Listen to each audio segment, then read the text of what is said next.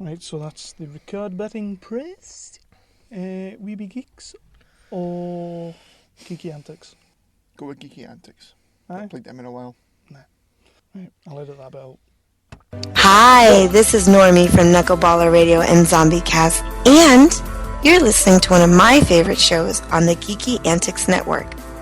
Don't forget to check out the rest of the gang over at geekyantics.net. Warning, there might be rants and food ahead and possibly inappropriate behavior. Don't tell anybody though.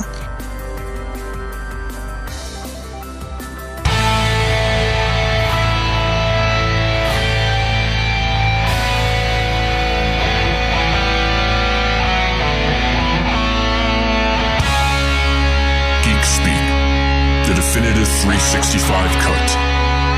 These are the meaningless ramblings of a Scottish redone whore and a pissy ex-video store clerk. Their ongoing mission is to set right the movie wrongs. They're gonna need a bigger podcast.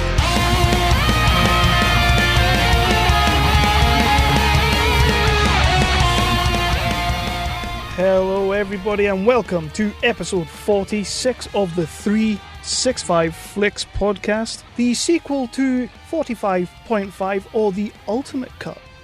Wow. Because if you listen to episode 45.5, we gave our instant reaction to the Suicide Squad, which by the way is doing quite well. People are really liking the instant reaction. So we thought we would give you the full 2.5 hour director's cut goodness with deleted scenes, probably less Joker, 95% more shite. Damn. That's a good intro, isn't it? Wasn't it? I was quite good with that. A little bit downbeat, to be honest. No, I liked it. Like, we are bringing them the ultimate cut right now. Episode 46, Chris. I'm aware. I mean, when we started this little thing of ours, did you think we would get to 46? Oh, God, no. 2 was a stretch. I thought 2 was a stretch, especially the way it sounded. Jesus. I mean, Christ, if anybody who listened to episode 2 and is still listening now, well, they deserve a Medal of Valor. We're good, man. We're good. Nah, we're getting there. I feel we're working out the kinks. Yeah, we have an absolutely jam-packed episode for you tonight. Full to the brim of creamy 365 podcasty goodness, as you say in the promo. You do say that. I do say so that. I just thought I'd add that in there. Quickly, before we even kick off tonight, Chris, before we even get into this, I just want to say a big thank you to William Milne once again, the man, the myth, the legend, who put the metal guitar into our intro. My wife's not a fan, though. Yeah, she said that to us on Saturday. Yeah. I'm upset. I mean, that's been like 2 years now, and she turns around and gives us that. I know. Sassy pants. And if you're listening out there and you get that joke, I know you're listening. So yeah, I just want to say thank you again. We are actually getting some pretty good feedback from other podcasters and other places on the old Twitter sphere telling us how awesome our theme tune is. So Lindsay, you're wrong. It's a damn cool theme tune. It is. It's awesome. And we have an American doing the intro. So yeah. That's all cool. So thanks again, William Milne. Check out his SoundCloud, his YouTube. He's on the Girls Melon or the Super Caucasian Brothers. He does video game metal, and he's awesome. But where can they find us, Chris? Sorry. I think my enthusiasm has got you at a loss here. Damn. Because I seem to be like, I'm full of beans right now. That's choked in my hair. It wasn't a pube, was it? Maybe. Oh my God! Wasn't one of mine, was it? Maybe. Oh my God! So we just lost half our listeners. So you can find us. You can find us as always on Facebook and on the Twitters. Look for @365 Flicks Pod. You can look for us on our website, which is awesome and shiny and cool. It's 365flickspodcast.co.uk. Looks like a Windows phone. Our website looks like a Windows phone. It's got tiles. It's better than a shitty Windows phone. Though. Yeah, I know it's better, but I'm just saying it looks like one. I mean, I designed the damn thing, so well with a little bit of input from yourself. As in, you said, click here and do this. Yeah. I gave you the logon details, to be fair. Well, so, to be fair, you did. So, shut up. And I paid for the domain, so you can extra shut up. I know you did.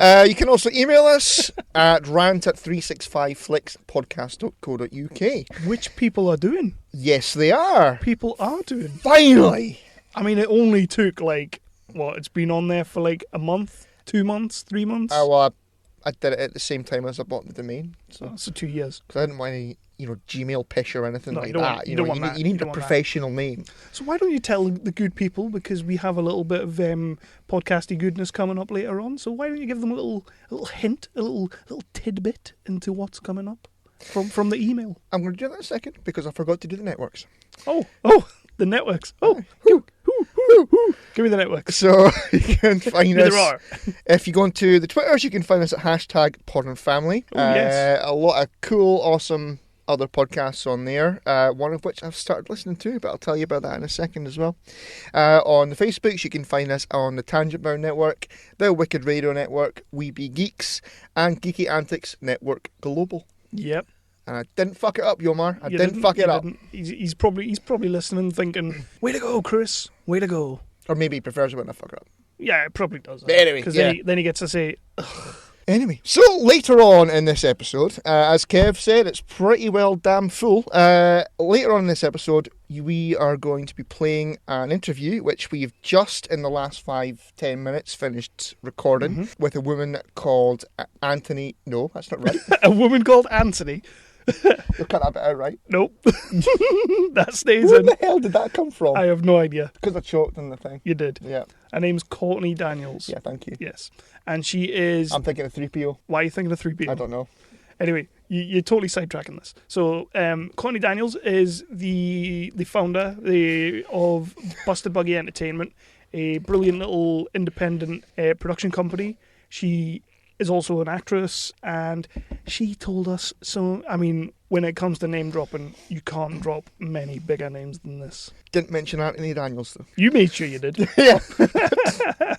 I apologise. I don't know what the hell's wrong with me. So yeah, that interview is going to be coming up later, and that came through our awesome email, so it just shows you that it does work. It does. It and does work. Courtney was interesting as hell. It was She a pleasure was. She to was talk to her, and we hope everybody enjoys it. I'm sure you will. Yep, I'm sure you will. But before that, Well, no, before that, before that, we also got another email from what we assume to be Drunk Titus yeah. from another damn wrestling show.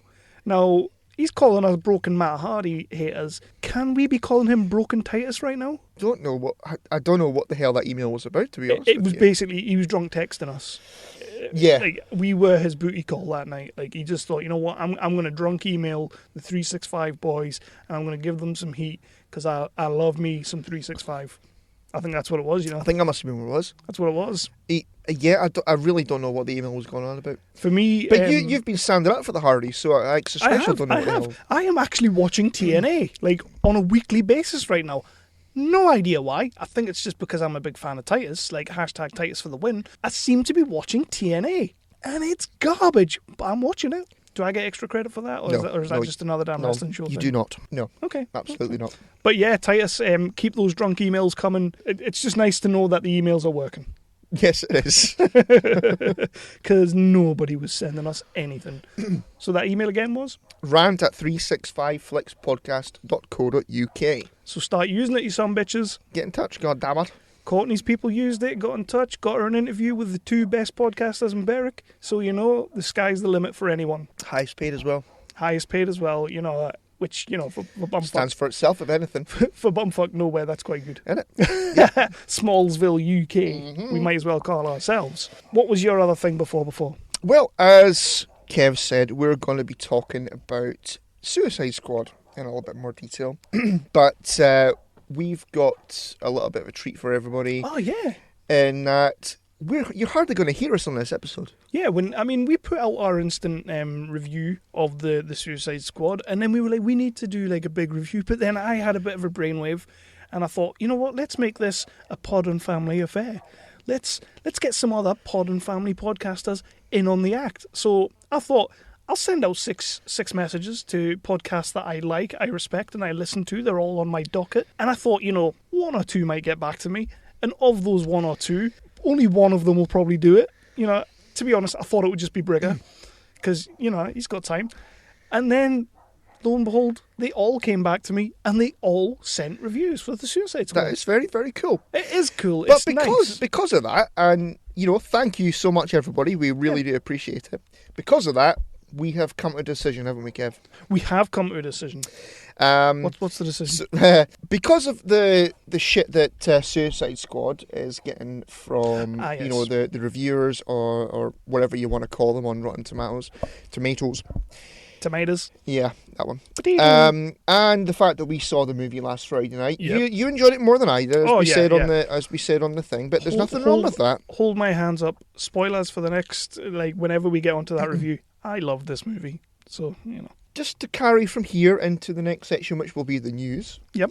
The first bit of news that we have is that Rotten Tomatoes is banished from the 365 Flicks Banished. podcast. Banished. We will never again mention the 36. No. God fucking damn it! 365 Flicks podcast. Okay, we're never going to mention the podcast What again. is wrong?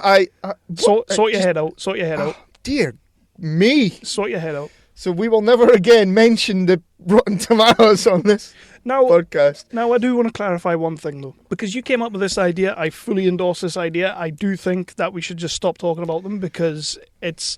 This is a website that started as pretty much a joke back in the day, and now it seems to be the industry standard. What I am going to say, though, off the bat, right on Front Street, we're not talking about the critics who do the reviews, because one common misconception seems to be that Rotten Tomatoes are getting these critics in to, like these critics work for Rotten Tomatoes. But they don't. We know that they are separate entities unto themselves. So we're not saying F the critics or whatever. We're not saying that. What we're saying is F Rotten Tomatoes. We are not going to be talking about that website anymore. We are banishing that website from this podcast. From now on, you'll never hear me say those words again. Absolutely not. And I think it's justified. So just one more time, because I fucked it up. We are banishing Rotten Tomatoes from the 365 Flicks podcast. That was what was on the way out of my mouth. But we're not banishing 365 Flicks from the 365. No, that wouldn't work out at all, would it? No, at all.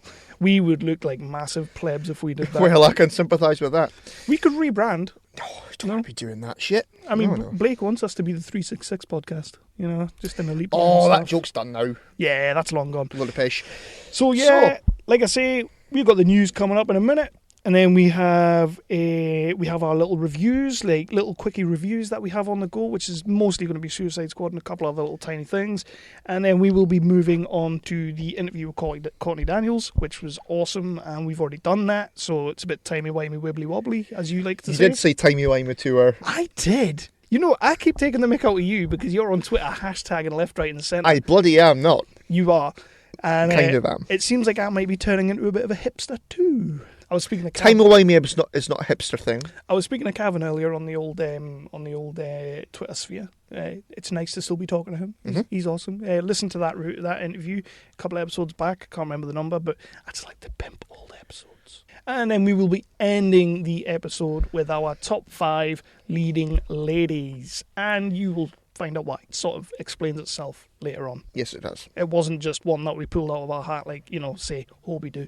But let's just go for it. Let's just jump into the news.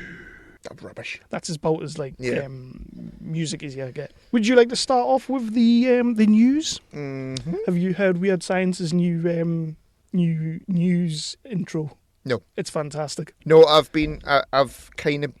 I'm behind with my podcast at the moment. But you did just allude to a podcast that you're now listening to. I did. So just tell me about it before we crack on with the news. I did. Well, yeah, I found it on Pod and Family. Good people. Definitely. The podcast is called Dude Imagine If. Yeah, you mentioned this. They're funny as hell. It's 3 guys, and they're just cracking about movies, basically. What is not to love about that? Exactly. What is not to love? But yeah, they're funny as hell. And I did ask them for a promo, but they've not replied. Ignorant.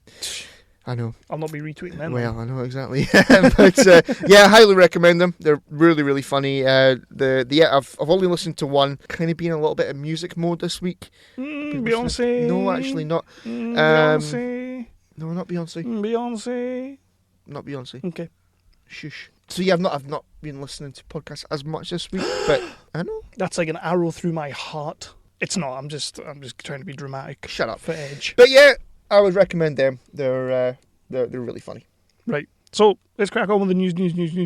Yeah. Have you seen the crack about the extra in the Dunkirk trailer?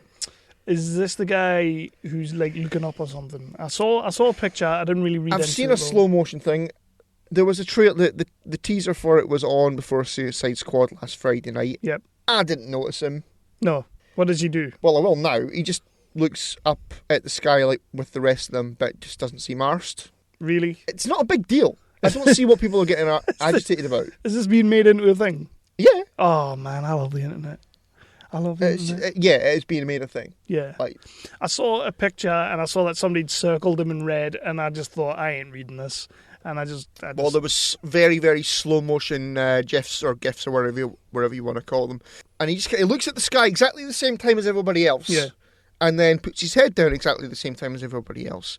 But he just kind of... I mean, he does, if you look at it in very, very, very, very slow motion. He has a bit of a meh look on his... I was going to say phone there. that would have been better. Oh, dear me. That would have been much I'm better. I'm falling apart tonight. I don't know what's wrong with me. If he was like stood there with a pair of Turtle Beaches on, that would have been awesome. And an Xbox controller in his hand. Like he was playing Pokemon Go. Oh, if he was playing Pokemon Go in the trailer, that would have been awesome. By the way, interesting little tidbit for you here. I have deleted Pokemon Go from my phone. Yeah. Well, you did tell me on Saturday night there that you were actually just keeping it on your phone to annoy me. Pretty much it. Yeah. Aye. But then I learned the errors of my ways after burning my barbecue and nearly burning my fence down. Yeah, that was funny. Got my money back for that though. Well, I would think so. I would have thunk so too. You know, there's not many people who would manage to set fire to a barbecue. You, my friend, did it. I am a bit of a legend, to be fair. Yeah. So, talking about legends, this isn't a segue at all. That was terrible. Jason Momoa. It looks like he's set for the Crow remake. Yeah. If they ever make the Crow remake. But people keep bailing out and... Well, yeah, that was the thing, because at first it was Luke Evans who was going to play him. Ugh. And then it was some no-name that was going to play him. And then the director bailed. And then the current director, who's now on it, bailed, but he's still in. And then he basically posted up a picture on Instagram, sitting with Jason Momoa having a pint, saying, "This is how you seal the deal." Is that really saying Jason Momoa's going to be the Crow? I don't think it's ever going to happen. It's probably not going to happen. And would you ever actually take that on? Because you're just going to get compared to... Brandon Lee. I was going to say... Yeah, I thought I better say it before you mess I was it going up. to call him Kenny Baker or something. Oh, man, probably. But yeah, I mean, I'm quite interested to see a Crow remake. Well, you know what? At the moment, I'd probably watch anything with Jason Momoa in it. Exactly. You know. Mm-hmm. But, So, the movie's apparently getting made, supposedly sometime in the next 20 years. Jason Momoa looks like he's going to play the Crow. Like you say, though, people are just going to say, well, he's not Brandon Lee. And hopefully it'll be a completely different sort of... He won't be like the emo Crow that we had. And he'll be more like, I don't know. Khal Drogo. Khal Drogo Crow. Khal Drogo Crow, say that 10 times fast. Be fine. Yeah. Actually, I tell you what, speaking of like... Conspiracy theories? No. I'm just all over the place tonight. Conspicuous emails? No, comparisons. Yeah. Right. Have you watched Raw? No. I kind of told you not to because it was a bit shit this week. You said you watched it on times 30. But yeah, most of it wasn't times 30, yeah. But there was a moment with Finn Balor and Seth Rollins in the ring together. You told me this, yeah. That sounded awesome. Seth Rollins said to Finn Balor, you're Jared Leto to my Heath Ledger. That was fantastic. Let's be honest, though. Rollins is killing that mic right now. Yeah. Every segment he does, he is absolutely killing it. For me, that was probably the only bit of that episode that I liked. I'm loving Rollins right now. I was messaging Joe earlier on, and I said, you are going to struggle to find something decent about this episode. Is he by himself this week? No, I don't think he is. So I listened to not last week's episode, the week before, because I'm a little bit behind on another damn wrestling show, and you did do a good job, Joe, and you seemed a little bit offended that we didn't let you know. I mean, well, I don't think Joe did. I mean, Titus called me Scottish. He did call you Scottish. He called us Scottish. I mean, that's all right for you, but me? I mean, come on, Titus. I've had your back from day one. Shots fired, man. Shots fired. He was probably drunk again. Probably. I'll probably get a drunk email later. Mm-hmm. I'm loving drunk emails, though. Next. Yeah. So, you mentioned the reboot of The Crow. Yes. I don't know if you're going to be arsed about this one. I'm not. But the Chronicles of Narnia is being rebooted. I love these movies. I absolutely love these Chronicles. Really? I do. You know, like, sometimes you just want to watch a good, like, kid... I was going to say fantasy with a kid in it. No, that's not good. Steady on. Like, you want to watch a good fantasy movie, like, you know, the days of old with, like, the Goonies and stuff like that. You want to watch a good movie like that. They don't come around that often anymore, but the Chronicles of Narnia seem to be trying. They wanted a Lord of the Rings or Yeah. Harry Potter level of I'm franchise. not saying it worked. And no, it didn't. I watched The Lion, the Witch and the Wardrobe, and then, was it Voyage of the Dawn Treader after that? Yeah. That one was crap.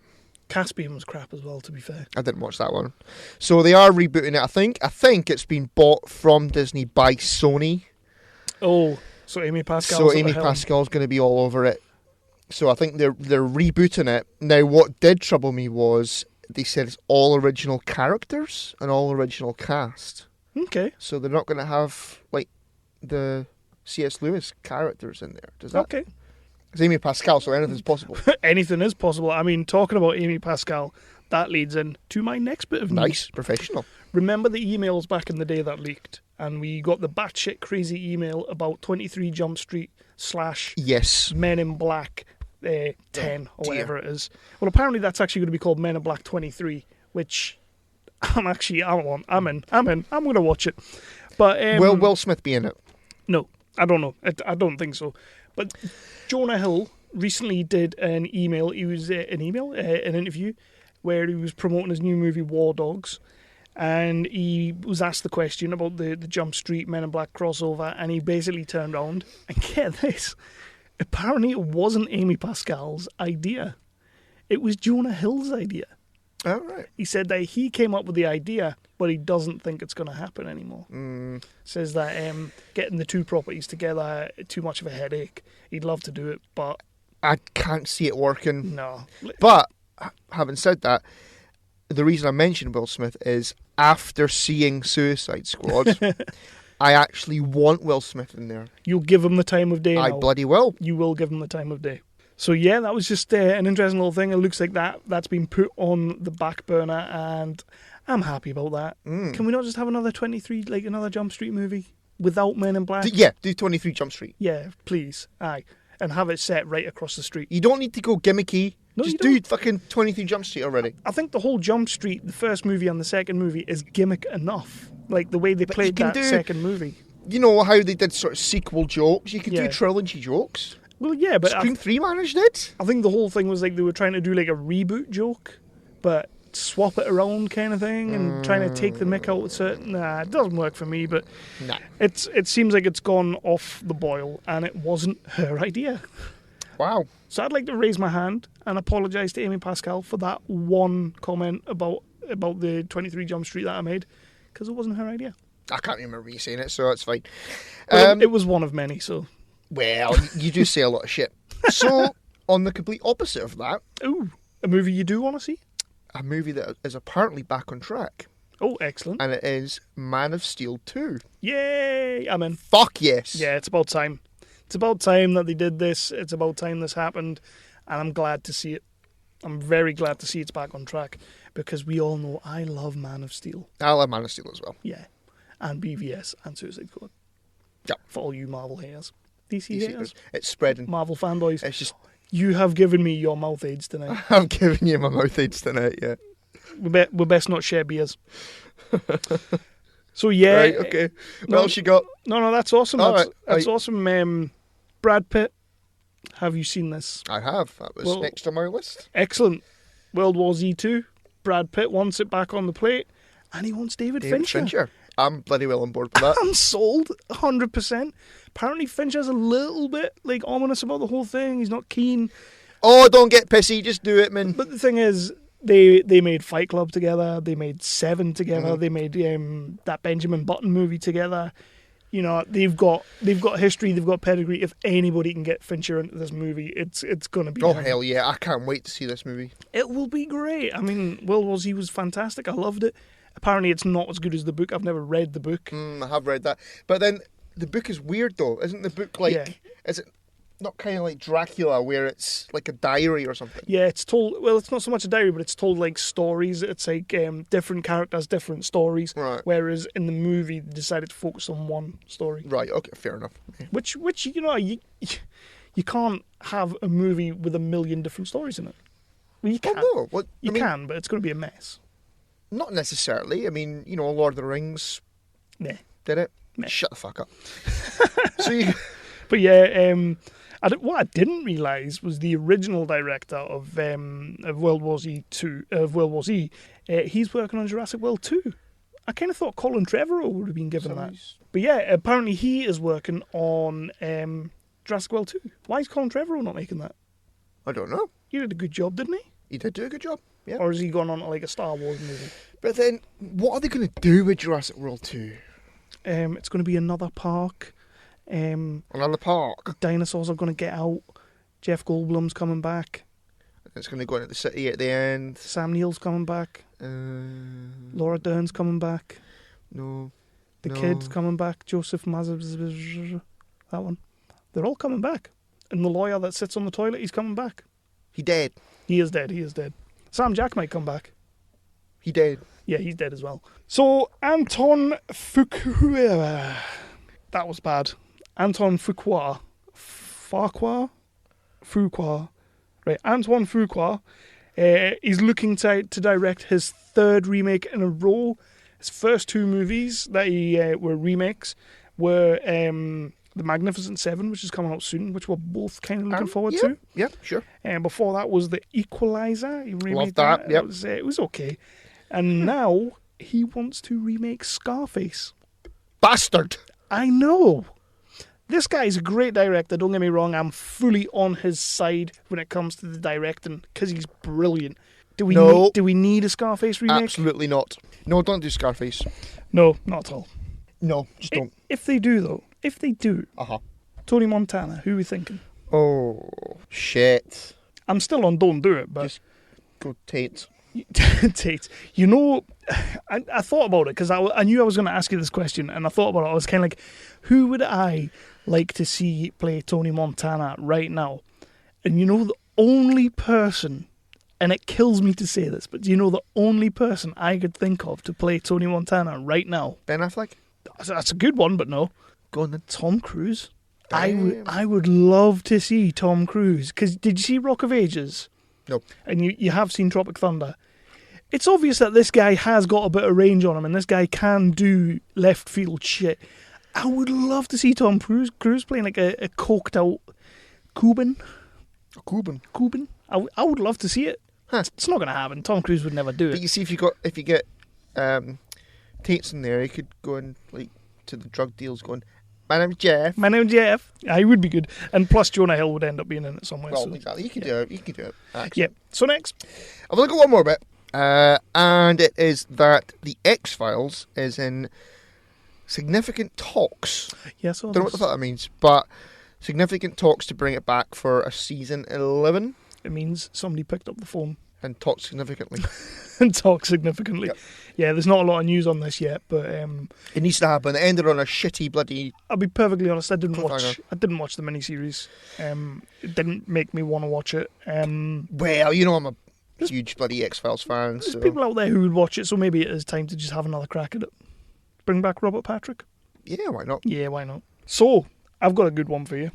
Go on then. Casting news for... this is becoming a bit of a regular section on our show now, because I like to keep you up to date with the Ocean's 11 remake. Yes, you do. And we have some more casting news. Now, remember, this is an all-female cast, Chris, because that's how we do things nowadays. Yep. Melissa McCarthy is not in it. Kristen Wiig is not in it. But the newest members to the cast, now remember the stunning cast we already have. We already have Sandra Bullock in the Danny Ocean role, the Clooney role. Mm-hmm. We already have Kate Blanchett, which I still cannot believe. But so that's cool. We have Helena Bonham Carter. She'll do pretty much anything. As much as I love Helena Bonham Carter, she will pretty much do anything. And we also have Mindy Kaling from the Mindy Show. She was in The American Office. Oh yeah, okay. Yeah, she's quite good. I like her. She's pretty damn talented, if truth be told. So I'm alright with that one. She's a comedian. Yes, it'll work. Okay. But we now have further additions to the cast. Anne Hathaway. Why not? Rihanna. Oh, for fuck's sake. Rihanna, really? Rihanna's getting roles. You know she's getting roles. Well, we spoke on the last episode about her going into the shower in Psycho. So. Yeah, she's going in the shower in Psycho. And I'm not saying the last name because I don't want to sound like an idiot. But also, apparently, Elizabeth Banks is in talks. All of a sudden, I kind of want to watch it. I actually want to watch this. That's a decent cast, if truth be told. It's a great cast, to be fair. Let's be honest. I probably made it sound a little bit sarcastic while I was doing it there. You know who I want to see doing movies or doing just anything. I want to see more of her, basically. Yeah. Is what I want to say. But I'm a massive spastic tonight. Again, I'm not going to try and pronounce her name, but she plays Crazy Eyes in Orange Is the New Black. Yeah, definitely. I actually thought she, my friend, should have been in Ghostbusters. That's who I thought that was. As bad as that probably sounds, but when it first came out and the cast list came out, that's who I thought. Is it Leslie Jones? That's who I thought. Yes. That's who I thought Leslie Jones was. And then obviously I watched Orange Is the New Black and realised that that's not who Leslie Jones is. And also a big fuck you to the people on Twitter who were having a go at her. Yeah, that was bang and out she had of to order. leave Twitter. You fucking arseholes. That was bang out of order. But you know, people on the internet, well, they've always. I mean, keyboard heroes. Keyboard warriors. I apologise. Warriors. Star Trek. Sorry. Star Trek Discovery. Speaking of female casts. Now, I saw something on this before, but I think it was misleading. Okay. Because I didn't read it properly. Okay. Because I was it typing usually shit. helps if you read it properly. It does, but I was typing shit into a spreadsheet at the same time. I had two windows open. Never that. So, made you think that he wanted Angela Bassett in the lead role. Oh, I never saw that. That would be good, though. Who's he ended up with? I don't know. Well, the news basically it's a female captain, isn't it? The news is that it's Janeway is going to be the lead character. There is not Janeway, but it's going to be a female. I got excited there, Kev. It's going to be a female captain. I was about to go. And it's going to be set 10 years before the original series. Yeah, I saw that. That didn't work before. Yeah, I didn't like that. I wasn't too keen on that. And they made special mention of the fact that there's going to be an openly gay character. This is like a huge thing right now because Simon Pegg just put it in Star Trek Beyond. Yeah, I mean, okay. It's fine. But DS9 did it. I'm just wondering, do they really have to put that in the press release? I suppose they didn't do it. It was all like forbidden and stuff. But still, yeah. Like DS9, I think, had the first ever lesbian kiss on TV. Ooh. I think. No, was that not Hollyoaks or Brookside? Brookside did it. Brookside had a it was a. Oh yeah. They had a lesbian kiss up on there. I think on American network TV. Yeah. Oh, right, yeah. I think, correct me if I'm wrong, put your tweets away. Don't bully me into leaving Twitter. I've just gone on the thing. He's only just learned how to hashtag. But I think that there was a kiss between Jadzia Dax and, Jadzia she had like a worm in her stomach and it was like previous lives kind of thing. Nice. What do they call it? Trill. A tequila worm. She was a trill. So they had previous hosts. Right. So she met up with the wife of her previous hosts, one of her previous hosts, and they were still in love and shit. So they kissed, and that was the first ever lesbian kiss on American. That's not a real lesbian kiss. Well, I'm just it's aliens saying a possibly made up fact is all. Yeah. It's true until proven otherwise. Exactly. Last thing I've got two more things. We're going to bring back an old section in 2 minutes, but Telltale. I know you're not liking the look of this Batman game. I've not had a shot of it yet. But Telltale, the people behind the awesome Walking Dead game, the Game of Thrones game, they've got loads of games now. They are now going to be making a Mr. Robot tie-in. Oh, yeah, I read something about that. Yeah. I'm pretty excited about that. I'm not excited about that at all. I've only seen a couple of episodes. The show's amazing. I love the show. Yeah, you love the show. But I watched some of the in-game footage of the Batman one on Angry Joe and a couple of others on the YouTubes. It really didn't seem taken. It doesn't interest me whatsoever. That's mental. I think it looks all right. I'm quite looking forward to playing that game. That's up to you. Well, I'll not be playing it. Do we need another Batman game? Did we need another Batman game, really? It's not another Batman game. It's a different Batman game. It's just another Batman game. It's a different Batman game. Blech. So, yeah. So, in the last episode, you mentioned that we haven't done a certain section for a while, which is called the aptly named Go Fuck Yourself section. Yep. And we used to bring it up for people who specifically deserve to be called assholes. Mostly just because I had the rage. Yeah, you had the rage. And you suggested one this week, and I shot that down because this one really got my goat. This one, as the Americans would say, this one ground my gears. Wow. It's been grinding my gears since I saw it. On Reddit, there is a Reddit user aptly named Black Panther 2016 because he sounds like a dick, to be fair. And well, that much is clear. So he went to see the Suicide Squad movie. I think he loved it. I think he probably loved it. But obviously, I think he loved it as much as Tony from Jock and Nerd loved Batman vs Superman. Probably, yeah. And as is always the way when a movie trailer comes out and then the movie comes out, there are scenes missing. Like, we knew there was scenes missing, mostly the scene when he says, I can't wait to show you my toys. There's a lot of scenes in that trailer that don't actually turn up in the movie. There's a lot of scenes that we got little sneak peeks of being leaked on the internet that don't turn up in the movie. Like when the Joker's outside the car and he slaps Harley in the face and she falls over. It's not in the movie. They filmed it, but it's not there. Now, this guy has decided that he and his brother, who is a lawyer, by the way, he's a lawyer, they have decided that they are going to sue DC Warner Brothers, the studio, for false advertising, basically. So I want to say Black Panther 2016, whoever you are, I wouldn't name you, whoever you actually are. Go fuck yourself. Yeah. This has been a trope. This has been a thing that they do to get your ass in the seat. They give you the best trailer possible. But it's mental. That's just what movies do. You don't. It's mental. You don't see every single moment of a trailer in a movie. I put it on the... I mean, Christ on a Bike, right? There was, with Ultron, for example. Yes. In Ultron, throughout the whole trailer, we were made to believe that Ultron was going to be singing There Are No Strings on Me. Yeah. Which I don't think he says at all. He kind of a little bit sung it when he was in the plane thing where Hulk goes in. Right, yes. At the end. Aye. You were made to believe in the trailer. They do it all the time. It always happens. I'm sure. Have you never seen a movie before? This guy clearly hasn't. He clearly just come out the womb, went straight to the cinema to watch Suicide Squad, and he was very disappointed because there wasn't enough Joker. And the Joker, I was going to call him the Joker, Jared Leto, he was on BBC Radio 1 doing an interview where they asked him about, the movie and all that, and deleted scenes and stuff like that, because obviously it's kicking off. And he basically turned around and says, you know what, there's probably enough deleted scenes from that movie of the Joker to make a Joker movie. Mm-hmm. So let's just get off our high horses.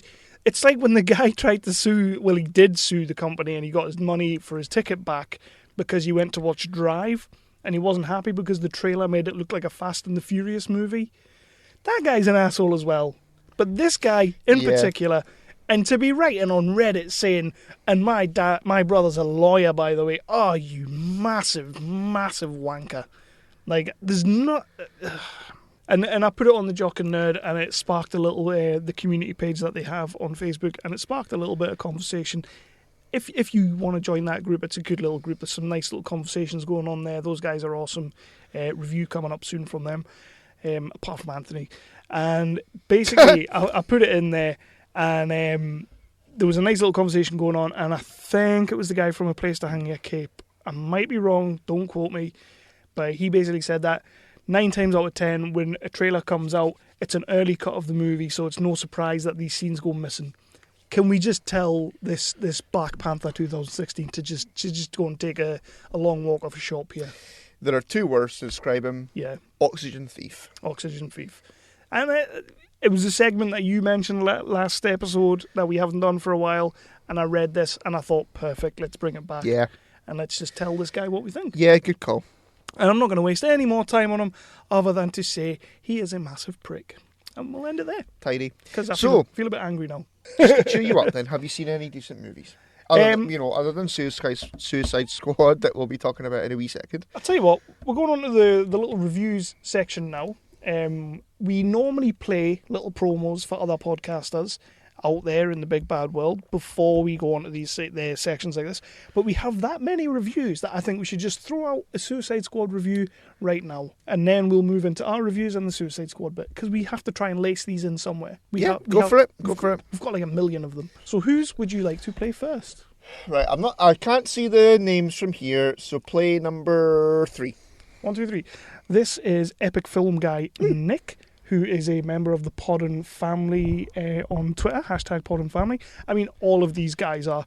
Nick is super awesome. I haven't listened to any of these yet. Neither have you. Nope. This is, we're not going to debate these reviews, by the way. Just let them. We might. Let them stand. Let them have their say, because we're not that type of person, are we? No. At the end of the day, I'm not doing my Kermit anymore. So. No, you're not. No. You're calmer. So, again, Epic Film Guys, awesome podcast. They do great reviews. They have wicked little sections. Justin does his lisp. From what I believe, this is only Nick doing a review, which is fine. They did their full review on their episode. I suggest you go and look for them on the Facebook, the Twitter, Epic Film Guys podcast. Hey, 365 Flicks podcast fans. This is Nick from the Epic Film Guys, here with my full review of Suicide Squad.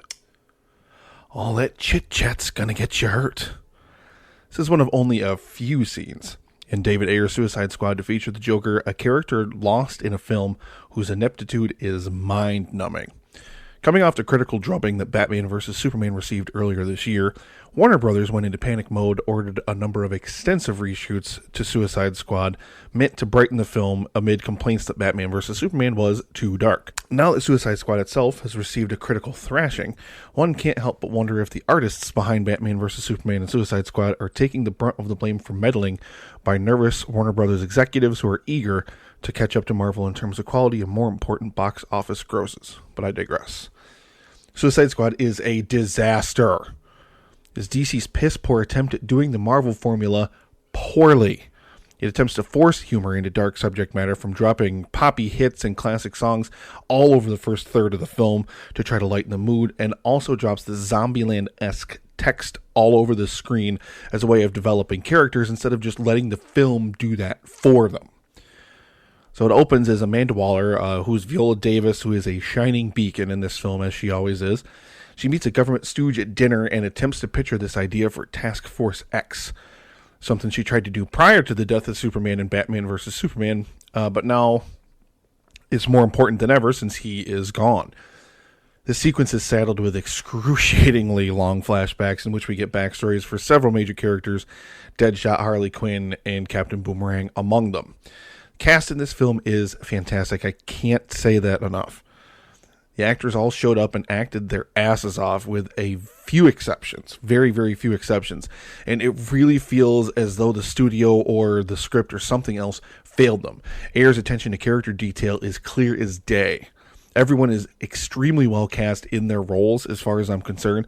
But notable standouts, again, as I said, is Viola Davis, who is just amazing as Amanda Waller. Will Smith as Deadshot actually really impressed me in this. I was really surprised about that.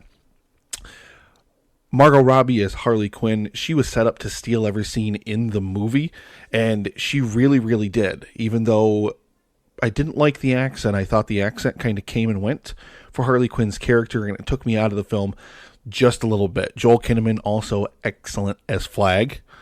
Cara Delevingne didn't have a lot to work with as Enchantress, and we're going to get there.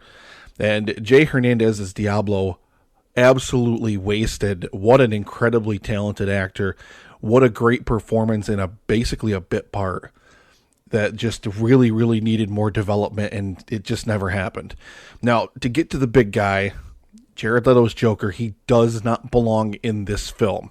And I don't care if that earns me some scorn, but whatever he was supposed to be in this film, whatever role he was supposed to fulfill, is gone. Half the time, he just shows up in flashbacks for Harley's origin.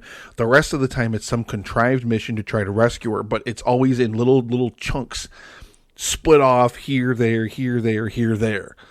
Now, you can't ignore the rumors that much of his screen time was cut from the film, and even Leto himself has said that there's a ton of Joker footage still floating around. So he was supposed to have a much, much bigger role and have a significant side plot running simultaneously with the A plot in this, but it was eradicated, and it leaves the rest of his plot as an utter distraction. He takes precious time away from the rest of the Suicide Squad, who also desperately need character development that they do not get. So the film eventually limps its way into some kind of a plot, and the squad are assembled to fight this massive threat. Second half of the film, I think, works better than the first half because it actually puts the team together and starts developing some relationships, some friendships, whatever, between the villains, all of whom are constantly looking out for themselves, which I did think was well done. The villain is a wet sack of dish rags and about as interesting. Really reminds me of Thor the Dark World, Malekith the Dark Elf, played by Christopher Eccleston. Absolute, complete waste of space. The bare minimum of screen time to develop this villain. Utterly and completely terrible. Even forgetting about the fantastical powers that they have in the final battle just because they're fighting against the main characters. Even with a great cast, great director like Ayer, and great visual feel from he and cinematographer Roman Vozniov, the film just falls in on itself. It forces needless backstory down the audience's throat in place of actual development for its characters, so they are merely a list of criminal misdeeds rather than living, breathing characters. The film should have started with the squad assembling and going on a mission, and then, as their relationships with one another and with Waller grew, they then explored the reasons that they ended up on the squad in the first place and how Waller manipulated them to that end. With the film this character-heavy, development of those characters and their relationships is even more important than a normal film. And we can only hope that Warner Brothers gives Ayer a chance to go back into the editing room with John Gilroy and turn out something that is even remotely acceptable, because this absolutely is not it. 4 out of 10 stars. Thanks so much, guys, and you can find my podcast over at epicfilmguys.com. Peace. So, well, it's safe to say you love the movie. There you go. So 4 out of 10 from Epic Film Guys. Just before we start talking, thank you so much, everybody who sent these in. You guys rock. That's so cool. Yeah. I'm a little bit taken back by that one, to be fair. I was you weren't expecting that. So I don't know what I was expecting. I think I deserved this. But no, that was a fantastic, concise, very well put together review. And yeah, thank you very much, Nick. That was awesome. Yep. And we have more coming. We have more coming. Yep, definitely. But first of all, would you like me to start? On you go. I only have 2 things that I want to talk about, reviews of films that I've watched recently. One of them is the Purge 3 election year. I love these movies. I absolutely love the Purge movies. They're great, just like popcorn, stupid kind of let's get out of ourselves and let's watch a movie, shut our brains off. I mean, the first one's home invasion. The second one takes to the street. This one's still in the street, but Frank Grillo's there just to kind of protect the future president of whatnot, you know. This one, nowhere near as good as the second one. Nowhere near. But brilliant film. Absolutely I actually preferred it to the second one. Did you? Truth be told, yeah. I don't know. I think it's just the presence of Frank Grillo. For me, it was Frank Grillo, but he's great in the movie. What's her name from Lost? Elizabeth Montgomery. She played Penny from Lost. The blondie. Yes. Yeah, I like her. She is brilliant. But like I say, we obviously picked up on the fact that everybody loved Frank Grillo in the last movie. Let's put him in this one. And he was just basically there to protect her. And I was just kind of like, he could have been doing something else. It could have been better. It could have been... But I loved the premise behind it. The fact that she's trying to now get rid of the Purge after 20 years. And the founding fathers who basically came up with the concept, they are going to do anything they can to wipe her out. However, there's a rule. There's a rule out there that you cannot kill a person in power, like the president, a government figure. And they decide to take that rule out of the game the night before the Purge, which is just fantastic. And I love the concept of this movie. I always did. It's not just a hack 'em, slash 'em, shoot 'em, let's invade people's houses and kill them. There was always something else going on in these movies. And this one seals the deal for me. I loved it. It's so on point with what's going on. What do you mean when Trump gets elected? That's what's going to happen in 2017. No. I mean, like the whole thing with the gun crime and all that in America. Yeah. There's a bit of a problem there. They'll tell you otherwise, but there's something going on. And this movie, I think most reasonable people will tell you there's a problem. It's of course they will, but I like to stir the hornet's nest. But this movie kind of shines a light on that. And the best thing about... I don't really want to say it because it's a bit of a spoiler if you're going to go out and watch it. Spoilers, anyway, right? It doesn't end with the kind of... Basically, she sort of gets what she wants towards the end of this movie, and it's going to happen. And then you hear, as the screen's going black, and I won't, again, huge, massive spoiler. When the screen goes black, you can sort of hear the news and you can hear the radio reports. And because the Purge is no longer a thing where you're legally able to kill someone for the night, people have started rioting. I fucking love that concept. It's like, you know what? We have the Purge in place. It's working. Take it away, we're just going to start killing people anyway. It's like, what the fuck? There's a lot of political statements going on in this movie, and I, for one, wasn't expecting it. And I thought I was going to sit down and go, oh, The Purge 3. Again, wonderfully shot, amazingly done, some good music in it, great acting. Grillo is good. I just felt like he was only in there because he was so good in the second movie. Yeah. Which isn't necessarily a bad thing. But I mean, I loved the movie. The movie's great. It was great. The movie is great. I don't think it's as good as the second one. See, I really, really enjoyed the first one. I was never a huge fan of the first one because I'm not big on home invasion kind of movies. The first one had Lena Headey in it, didn't it? Yeah, and she was good. Yeah, everybody likes a bit of Cersei. I mean, later on we're going to be doing our top 5 of strong female roles. I mean, Cersei Lannister, you can't get much stronger than that. No, you can't. You can't at all. So what you been watching, buddy? I have been watching Jason Bourne. You did? You went to the cinema to watch Jason Bourne? I did. What was that like? It was fucking awesome. Was it good? Yeah. I've heard a lot of people saying that it doesn't really exist anywhere. Like it's a good movie, but they don't really know where it goes. What, you mean in the sort of lore? Yeah, aye. Like it's pretty much it's a standalone kind of thing. Nah, they're idiots. No, well, that's what I like to hear. Let's get the debate rolling. Let's get it rolling. It takes place, obviously, after the original trilogy, after the bloody shit show that was the Jeremy Renner one. Picks up, Jason Bourne is on the lam. He's out.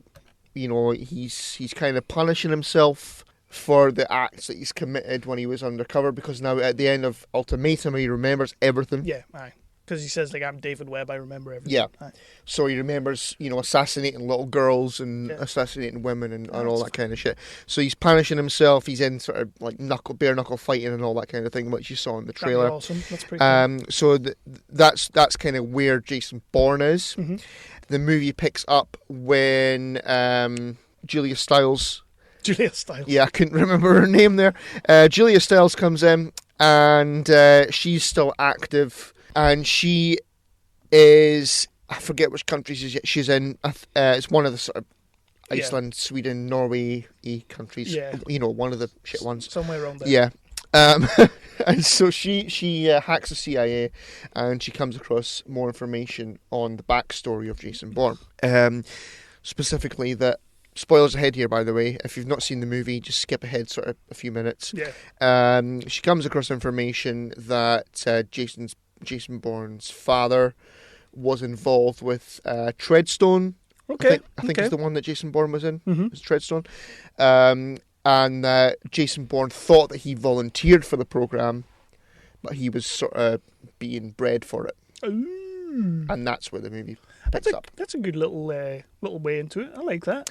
It's damn good. It's interesting. Damn good. That's interesting. There's a lot in it about, there's a character, a sort of Mark Zuckerberg type character. Jesse Eisenberg. No, it's not Jesse Eisenberg, no. There's a character like that in there, that there's a lot of privacy. Again, as you mentioned with the Purge movie, there's a lot of sort of current topics. Right. Being addressed in the movie with regards to privacy with apps, and it's like it is basically a comment on Facebook and the privacy of Facebook. So basically, Piers Morgan hacking everyone's phones and emails and stuff. Yeah, prick. Apparently, he didn't though, so that's fine. Allegedly. So there's a lot of there's that sort of subplot there. Yeah. and there's like a sort of assassination plot against him. It's really, really fucking good. I would recommend it. I will watch it eventually. It wasn't. I mean, you invited me to the cinema. You know, it wouldn't be a trip to the cinema without me. But you invited me, and I had to pass on that. That's one. okay. You know, that's all right. I wasn't pissy or anything. No. I know it's just one that I've not really. I don't know. I think the taste of the Jeremy Renner one is still very fresh in my mouth. Oh, fuck that shit. As soon as if it had been a Jeremy Renner movie, I think I probably would have been. I didn't see the Jeremy Renner one in the cinema. The second two I saw in the cinema, I believe. Right. So, but as soon as I learned that Matt Damon was back, well, and yeah, and it's Paul Greengrass Paul as well. Greengrass was back as well. Aye. And you can't beat a bit of Paul Greengrass. Exactly. So, you know. Exactly. But Jason Bourne, very, very, very, very good. I would recommend it to everyone to go out and watch it. Excellent. I like the sound of it. I very much do. The only other one I have, and we have done an extensive review on this movie. We backed this movie to the hilt. We've already mentioned it a couple of times in the podcast. I bought the Blu-ray of the Ultimate Edition to Batman vs. Superman, and I fucking loved it. I don't know why they didn't bring this out in the cinema. Why didn't they? Because I loved it as well. It's a superior movie. Why didn't you bring it? And you know, the Epic Film guys mentioned in the review a few minutes ago that there's so much more Joker footage that they didn't put into the movie. Is this the trend now? I don't know. Maybe that's the way DC want to go. They want to release a bit of a safer, like 2-hour to 2.5 hour movie for the cinema, and then release the. Here's an idea. Why don't you have some faith in your fucking director? Yeah. Put out the film that your director that you've hired. Yep. Put some faith in your director and put out the film that the director wants to fucking put out. Yeah.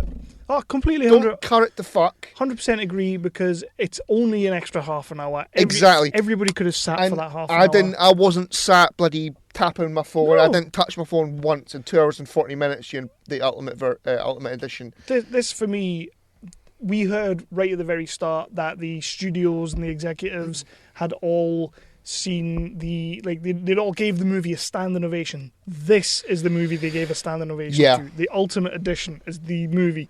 Now, I still love the original cut. I still love it. I'll still back it to the hilt. So you know what, Anthony, put your tweets away, because I know you're ready in them.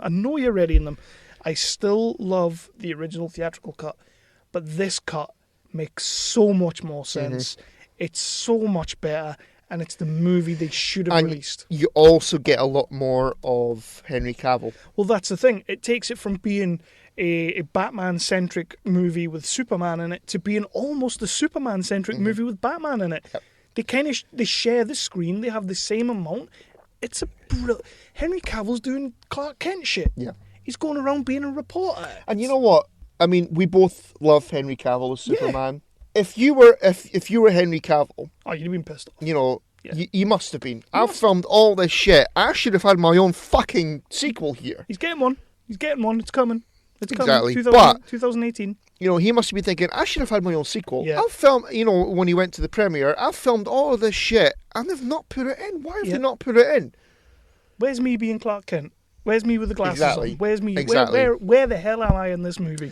But it is a superior movie. It's a great movie. I mean, if they bring out an ultimate version of the Suicide Squad, of course I'll bloody watch it. Yeah.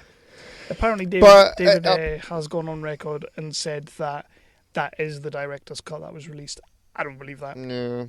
And I think, not from what Jared Leto has been saying. No, nah. I think there is another... Every Blu-ray comes with deleted scenes. Yeah, pretty much. Part and parcel. But just because it's a deleted scene doesn't necessarily mean it makes it to the director's cut.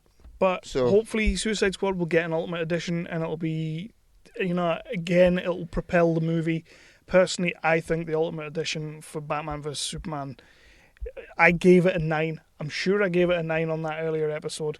Everybody gave me shit. They said I went a wee bit too high with it. I really don't care. I gave it a 9. I watched the Ultimate Cut, and I'd be happy to take it to a 9.5. It's still not a perfect movie. It still has its flaws. I can't remember what I gave it. I think I maybe gave it a 7 or an 8 or something. Honestly, after seeing the Ultimate version, I'm happy to put it up to a 9. Yeah. It's still not perfect. And yes, seeing a different version of a movie you can put it up. You can put your score up. That's ridiculous. It is a little bit. Because Imran went a wee bit higher. Yes. So I'm glad he did. Yes. So, yeah. Do you have anything else? I do have a couple. Go on then. I've got a couple of ones to mention before I get to my main one. Okay. So the first one was Spotlight. Yeah, that's the one about the priests. Yeah. You have to be in a mood for it. Oh, yes. A bit of a Catholic paedophile mood. Is there any other mood? No. What? Is that just your general mood? No. From day to day? Wow.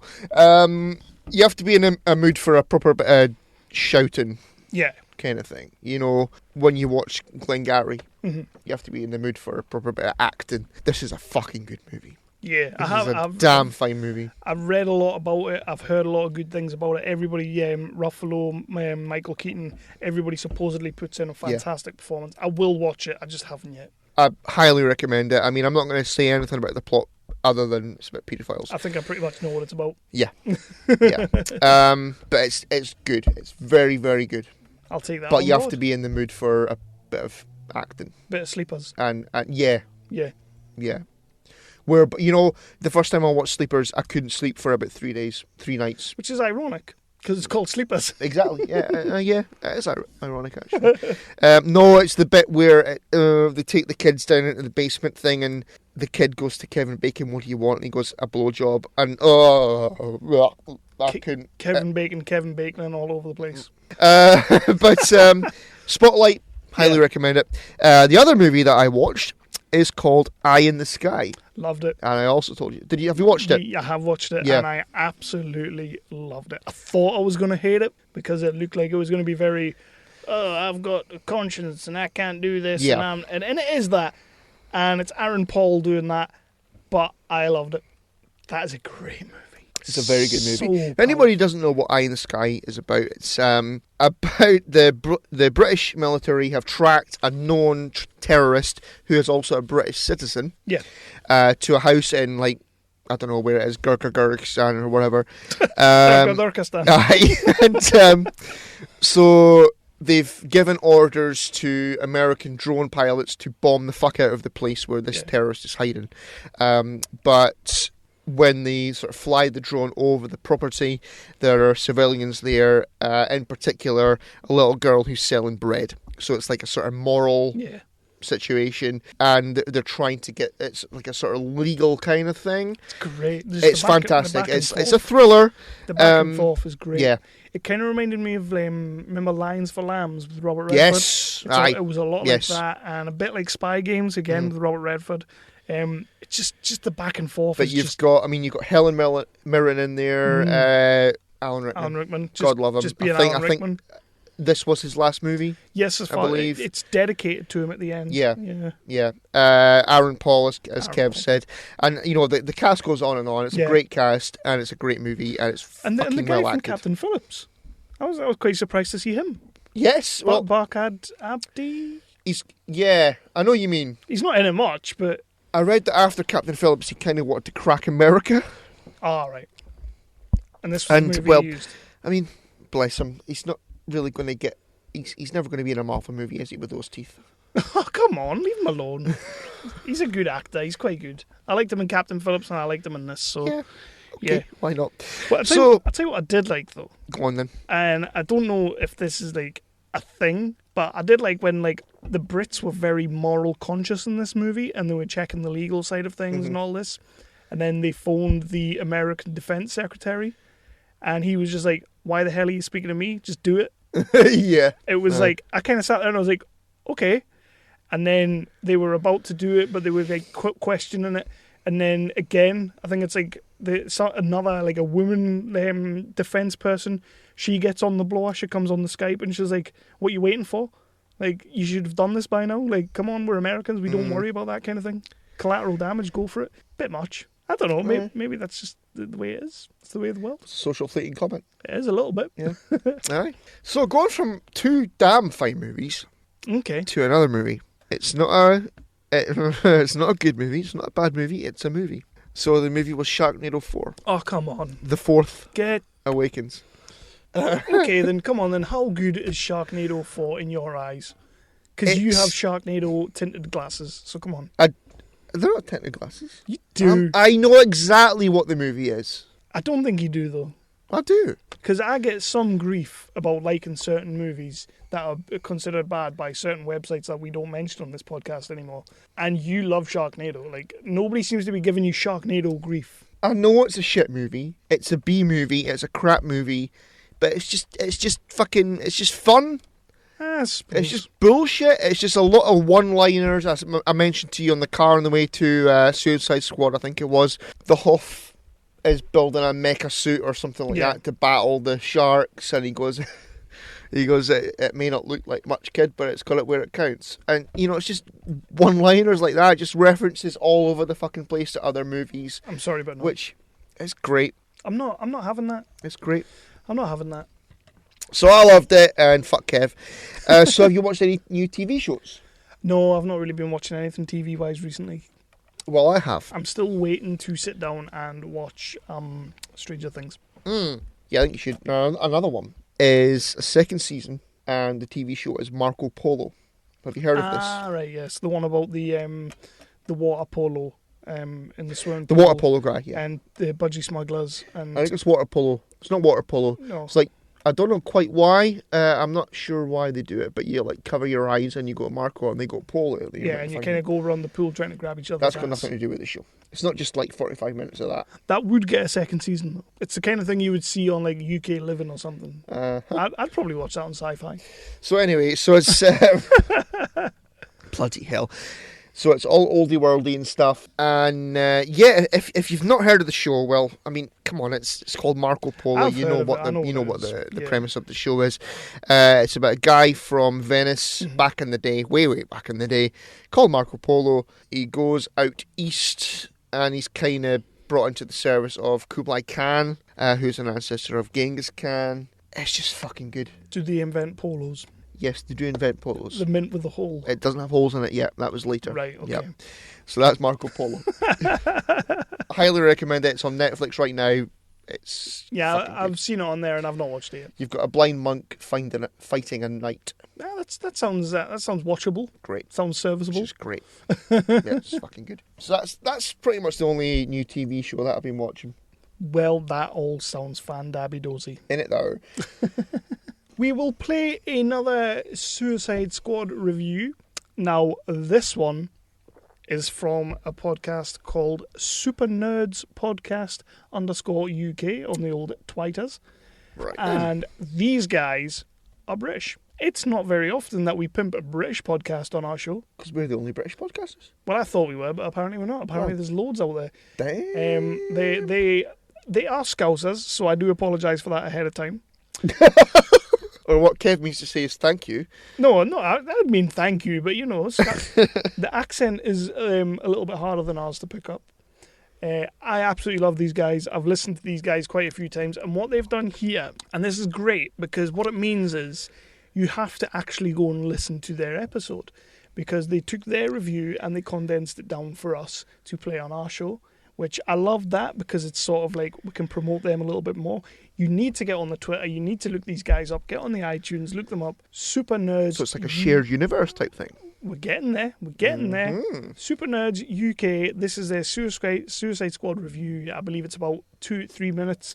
And you have to go and listen to their episode to listen to the whole thing. Do it, go and listen to it. And I think you should. And this is them. So about the chemistry between Deadshot and Harley. So what did you think of Margaret Roberts as Harley? I thought she was good. I thought she wasn't.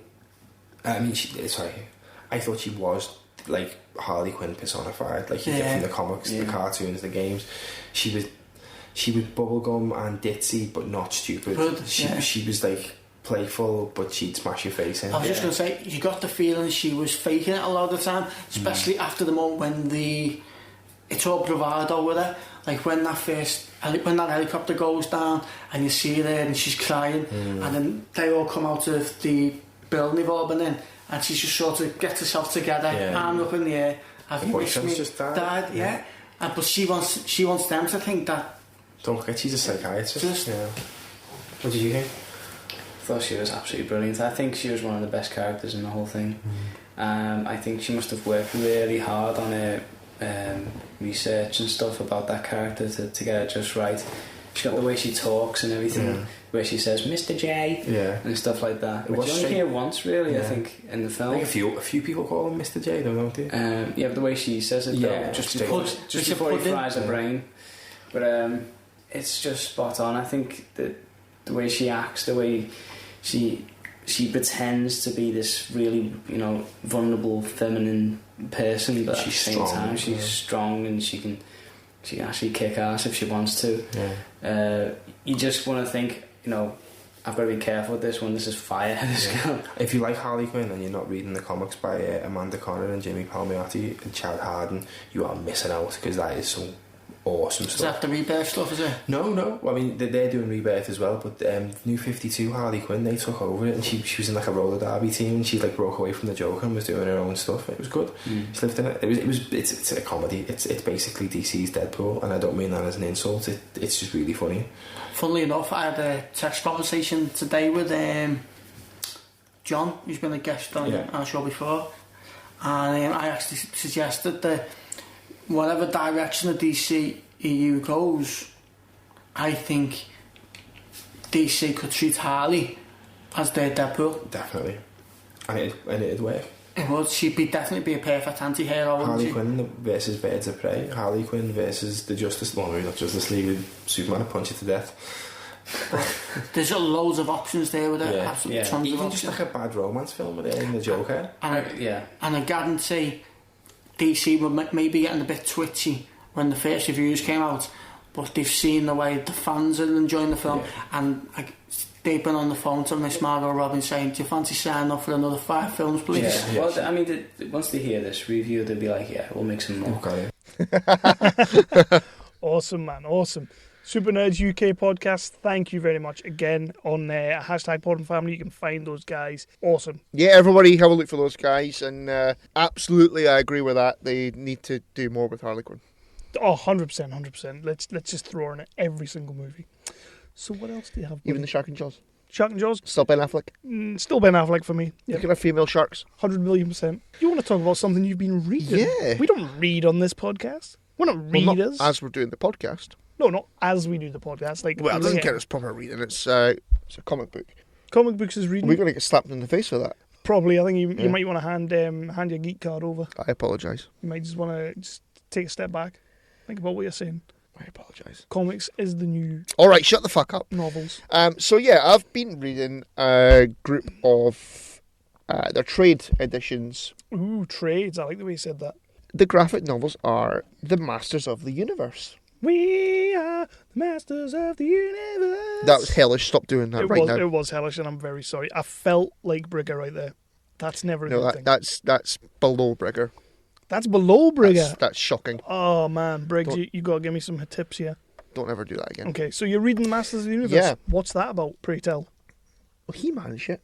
What's He-Man? Oh, He-Man, yeah. Oh, God's sake. He the man. Exactly. Yeah, it's the graphic novel of He-Man.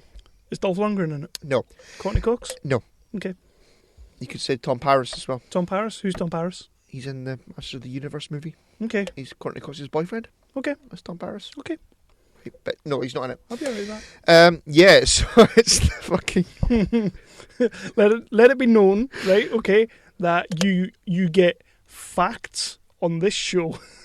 that Tom Paris is not in the Masters of the Universe graphic novels. Yes. So tell me about the graphic novel before I swiftly move on. I read that Masters of the Universe and Thundercats are going to be doing a crossover. Are going to be doing a crossover event. So I thought, fuck yes, I'm up for that. I'm just. I can't speak tonight. I told you my story about the guy in the train station, didn't I? Yes, you did. Right, okay. Yes, you did. Yeah. So yeah, I thought, fuck that. What is going on with you? I have no idea. Do I need to look for a new co-host? You may have to. Because you're really pronouncing your worms. See what I did there? Is that all right? See what I did there? See what I did there? Yep. Thank you. I don't agree with that in the workplace. Yeah, so they're doing a crossover with Thundercats at some point. I'm not exactly sure when. So I thought, fuck yeah, I'm going to read the bloody well graphic novels. Yeah, why not? And so went back to book 1, and it's really fucking good. Yeah. There's a lot of nostalgia. I mean, I had all the toys and watched the cartoon when I was a kid. It goes back to the top 5 that we had on the last episode, which got quite a lot of... getting quite a lot of good feedback. Last episode did great. There's a lot of nostalgia. It's a lot of like, oh, bloody hell, it's Trapjaw. Oh, bloody hell, it's Skeletor and stuff and things. And Stinkor. I had the Stinkor toy. Stinkor. And Leech. Okay. But yeah, it's doing a really fucking good job of telling the story. And I think it was Hobie who said they had a top 5 or a topic or something like that at one point, where they said, what graphic novel would you like to be made into a movie? Oh yeah, they did that on like a couple of episodes ago. Was it? Yeah. Okay, there blends into one. Yeah. Yeah, and it's fucking well this. Aye. Seriously. All right. I know there's already been a Masters of the Universe movie. Has I'm there? aware. Yeah. Oh, when was that made? Shut up. But this is fucking good. Ah. I'm on, I think, is it book 4 I'm on, or book 3, I can't remember.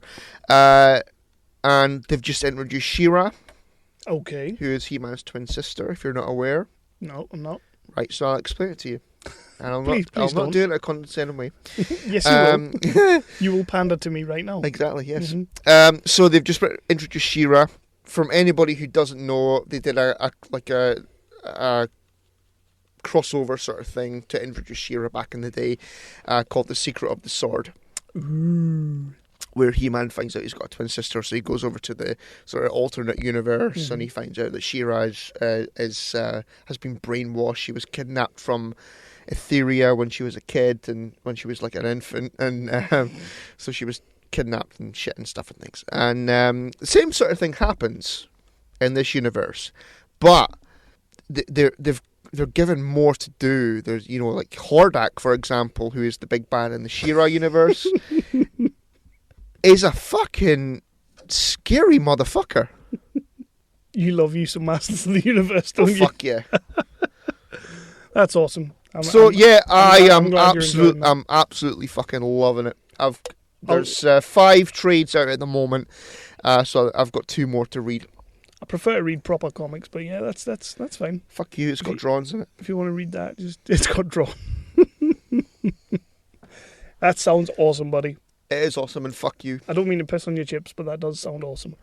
I ain't got chips. I also have been reading and things. I wasn't going to do this yet. I was going to leave it for another couple of weeks because, as you know, there's this big thing happening at DC. They're doing the rebirth. They basically went they decided to go back to number 1 and rebirth the whole thing. And obviously I listen to Weird Science. I absolutely love that podcast. I love those guys. They are giving us some severe love, and we love them back. Jim, you the man. Eric, you the man. Reggie, I just love Reggie. Reggie's just like, hey, man. I love Reggie. He just got fucking sultry, dulcet tones. Like, it's just pure, like, yeah. So, because I was listening to them, and I was kind of getting back into what all these comics were about, because they review, like, every comic that comes out every week from DC, I decided when Rebirth came along, I would part with some hard-earned cash and things, and I would just jump in, just see how the water felt, see how warm it was, see if it gave me the shits, and I've been really fucking enjoying Rebirth. So how is that different from me jumping into the Master of the Universe? Because Master of the You judgmental fuck. Because Master of the Universe is like ancient and stupid and stuff. Well, fuck you, it's not. Okay, I'm not being judgmental. But yeah, I just wanted to kind of shout out, I'm not going to do reviews or anything because that's Weird Science's territory, but DC are really fucking killing it right now. And I put it on Jock and Nerd again on the community page. I put it on saying, like, DC are killing these comic books. They're doing so fucking well. Even the bad books, they're still reasonably fucking good. They're excellent. I'm getting some good back and forth with Cavan on the Twitter about it because he's reading them all as well. Mm-hmm. And they're doing some really good stuff. So, if you're not a fan of the movies, it appears there are a couple of people out there who aren't. Just start reading the comics. You might enjoy them a little bit more. I really have no idea. I like them. Even with the Rebirth stuff, I have no idea where I would even start. Obviously issue 1, but basically you just start with issue 1 of everything. Yeah, but it breaks off. So I take it's like one sort of thing to reboot it, and then it breaks off into Batman and Superman and Wonder Woman and bloody whatever. Yeah, there's like fucking hell. I couldn't be arsed with that shit. They release like 100 different titles. I'm having to read like 8 books a week right now just to keep up with this shit. I'm loving it because it's getting me back into the whole thing. It means I can have like proper educated conversations with the likes of Jim. Although I do keep messaging him saying, right, so is this Rebirth or do I just skip this? It's costing me a fortune, but I'm loving it. It's some good stuff out there. Wonder Woman in particular is excellent, and that's not a book I think I would ever have really picked up. But it's excellent. It's really good. Yeah, fair enough. So, DC, you're killing it with Rebirth and your movies, of course. But just keep doing what you're doing. I'll stick with my He-Man. Thank you.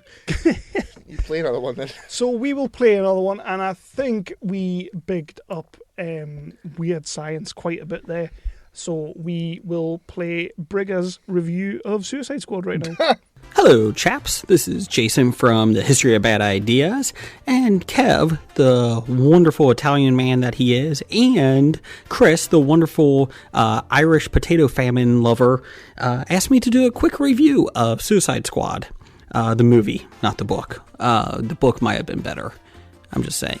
But anyways, just wanted to let you know that I enjoyed it. It was a lot better than the crap that was Batman v Superman, despite what 365 Flicks say. It was not a good film. Suicide Squad was fun. There was a lot of... it was not organized completely, kind of like Hobie. But it was enjoyable, again, like Hobie and the 365 guys. I did like the Joker in it, even though there was parts that I had no idea why he was laughing. I don't get the whole, I'm crazy, so I laughed because of that. I did like how they did go ahead and take the Joker in a new way. I like that Jared Leto did something different with him. It may not be my Joker, but at least it was good. It was different, which I, appreciate. Harley Quinn was awesome. Margot Robbie stole the show. I would love to see more of her in that role. I think that accomplishes task. I did not like that the bad guy was a witch. You had a street-level group, squad, so to speak, and yet they're taking on a mystical being. I didn't like that. I felt like it should have been a mobster or domestic terrorist or something like that. I think that would have made it a lot better. But overall, like I said, I enjoyed it. I thought the second half was better than the first half. There was too much Will Smith in it, and not enough... Killer Croc backstory. Captain Boomerang backstory was not much, and I thought he was kind of annoying in it. But overall, I give it a C+. Again, much better than Batman v Superman and Man of Steel combined. And I'm interested to see a future installment of Suicide Squad, which is what I think Warner Brothers wants after they've been critically panned. Again, don't listen to all the critics. It is enjoyable. It's not great, but it is a fun movie to watch. And for History of Bad Ideas, Jason says, thanks, chaps, for letting me do this. And I will be seeing you on the flip side of the pond. You know what, man? That is the most sensible thing Brigger has ever said. He seemed a little bit normal. Yeah. But What's up with that? But did you hear about don't listen to the critics? Just listen to us. Yeah, no. Yeah. Because, as we said at the start of the episode, it's been banished. It's been banished. Banished. It has been banished. What are you, like Spanish now? So that was our buddy, Jason the Briggs Brigger, from the History of Bad Ideas podcast. I recommend you go and listen to them. I absolutely love them. Oh, fuck. We've been buddies with them for some time. I feel we can say whatever we want about those guys. And vice versa. Well, although I will take offence. There's a limit. But I mean, calling you an Irish potato famine lover, that is... he has caught me worse, to be fair. Well, he has. What we're going to do is, we are going to come back in a moment to talk about Suicide Squad, although these guys are doing such a fucking good job. And again, thank you, everybody. And we can just keep on sipping at our cans, and just... I've gone through more cans than I normally do on this show. By the time we get to our top 5, we'll be nice and drunk. We will be munted. We will be munted. I don't know what that means, but yeah. Now, this one, we're just going to play another review from another awesome podcast. This is the Comic Confidential podcast. I absolutely love these guys. and you're going to love them too. I'm mixing it up a little bit. We went American, then we went Liverpudlian, then we went American. This time, we are going Aussie. Blimey! G'day, mate. Hey guys, I'm Troy. I'm Cade. And we are from the Comic Confidential podcast, and we're jumping in with the 365 Flicks podcast to bring you our version of a review of David Ayer's Suicide Squad, which was released last week worldwide. A movie that is currently getting some pretty heavy bashing from the critics. Yeah, absolutely. And, you know, first of all, this movie had a lot of pressure on it to perform after Batman vs. Superman. It did. A lot of pressure from everybody, I think, in regards to, you know, effectively, as people were putting it, saving the DC universe, I think. Well, yeah, that's exactly the roll-on effect. So, does this movie really deserve the 26% on Rotten Tomatoes? I would say no. No. And you're right. This is a fun movie. It is. It's fun. It's bright. It's not without its problems, but it is definitely something. It's kind of something that we haven't seen before. I think it's got a great collection of characters. I think it stays fairly true to the source material for sure. And ultimately, like, you know, if it suffers from anything, it suffers from overexposure from its trailers. Yeah, absolutely. That's the thing that let it down. The marketing for this movie has spoiled it. Yep. So that's not to say that there aren't some crazy like chronological issues within the plot and things like that. Yeah, I think editing really need to be a little bit tighter on this movie. Yeah, I think it does have a tendency to jump, which can be quite confusing. But for the most part, I think, you know, when you're looking at the main characters that concern this movie, so if you're looking at your Deadshots and your Harley Quinns and to a lesser extent Jared Leto's Joker, these guys, unfortunately, you know, a lot of what we saw in the movie we saw in the trailers. And that is very unfortunate because they should have been, you know, like Harley Quinn especially, should have been a very likable character. But unfortunately for me, it was kind of just, it was a little bit like, it was too familiar because I'd seen it all basically before. Yeah, I understand exactly what you mean on that. However, even though we did see quite a lot of the Joker, Harley Quinn, and Deadshot, I feel the relationship between Harley and the Joker was fantastic in this movie. Yeah, I think there were a couple of really good nods, little kind of Easter eggs, I guess you'd call them. You know, I guess while we didn't get to see Harley Quinn in the Jester suit, you know, for the entire movie, which, you know, probably wouldn't have worked anyway, you know, in my opinion, I guess, we did get a nice little kind of an homage, as it were, to that in a little scene between the Joker and the Harley, pulled straight from the pages of the Batman Harley Quinn graphic novel, I believe. Yeah, absolutely. And this version of the Joker, it's unique. It is. And you can't compare it to previous versions. What I do like about this Joker, though, is he's a businessman. He's a mob boss. He is. Definitely a very unique take on it, I would say. Definitely a very sort of real-world version of what the Joker would probably be like. Yeah, absolutely. And because of that, I feel like he's more intimidating than any other Joker that we've seen in film. Yeah. I'm not as sold. I would have liked to have seen more of him. Again, as I mentioned before, it is something that you do see, you know, a lot of in the trailers, and I think he's a little bit of a victim to that. Very hard to compare to anything else because you don't get to see him that much. Yeah. But, you know, ultimately, you know, it left me wanting more, which I guess, you know, sort of says that he's done his job. Yeah, exactly. That's it. Going back to the movie itself, I feel like the villain wasn't as strong. Yeah. That was probably also let down by how bad the plot flowed. Yeah, definitely. Overall, though, overall, not too bad. I'll give this movie a 70 out of 100. It's a good time. Well worth the money to go see it in the cinema. Yeah, for me, very, very close to agreeing in the sense of your score. I'd probably give it a 75 out of 100. It was fun. It was bright. It had a great cast of characters. Yes, it was let down by some marketing, and it was let down by some shaky plot points and stuff like that. You know, maybe David Ayer's direction a little bit. But ultimately, you know, are you going to go into this movie and are you going to have fun and are you going to come out, you know, liking these characters and you know, wanting to root for the Suicide Squad? Yes, yes, and yes. Yes, yes, and yes. Wow. Yeah, I would agree there. Yeah. It seems like everybody's loving this movie. Well, I think I've chosen the right group of people to review this movie because everybody seems to be like 10 out of 10, A-star, plus. no, we're not spinning on this fucking podcast, all right? We're not spinning.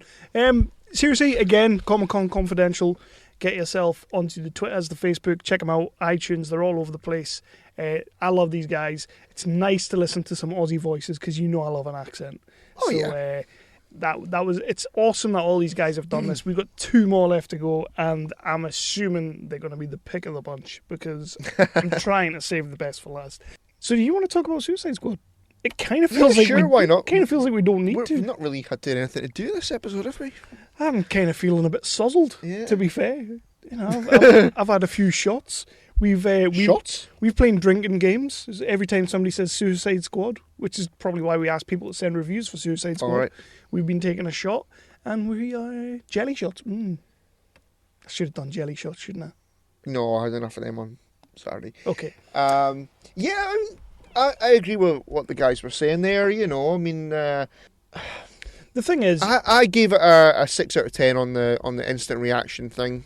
You kind of forced me into a 7, but I'm not doing that. I'm sticking with my 6 out of 10. No, you pretty much agreed to a 7. Well, I don't care what I agreed to. Well, that's just shit because I was driving. I just wanted to get out of your car because you locked me in.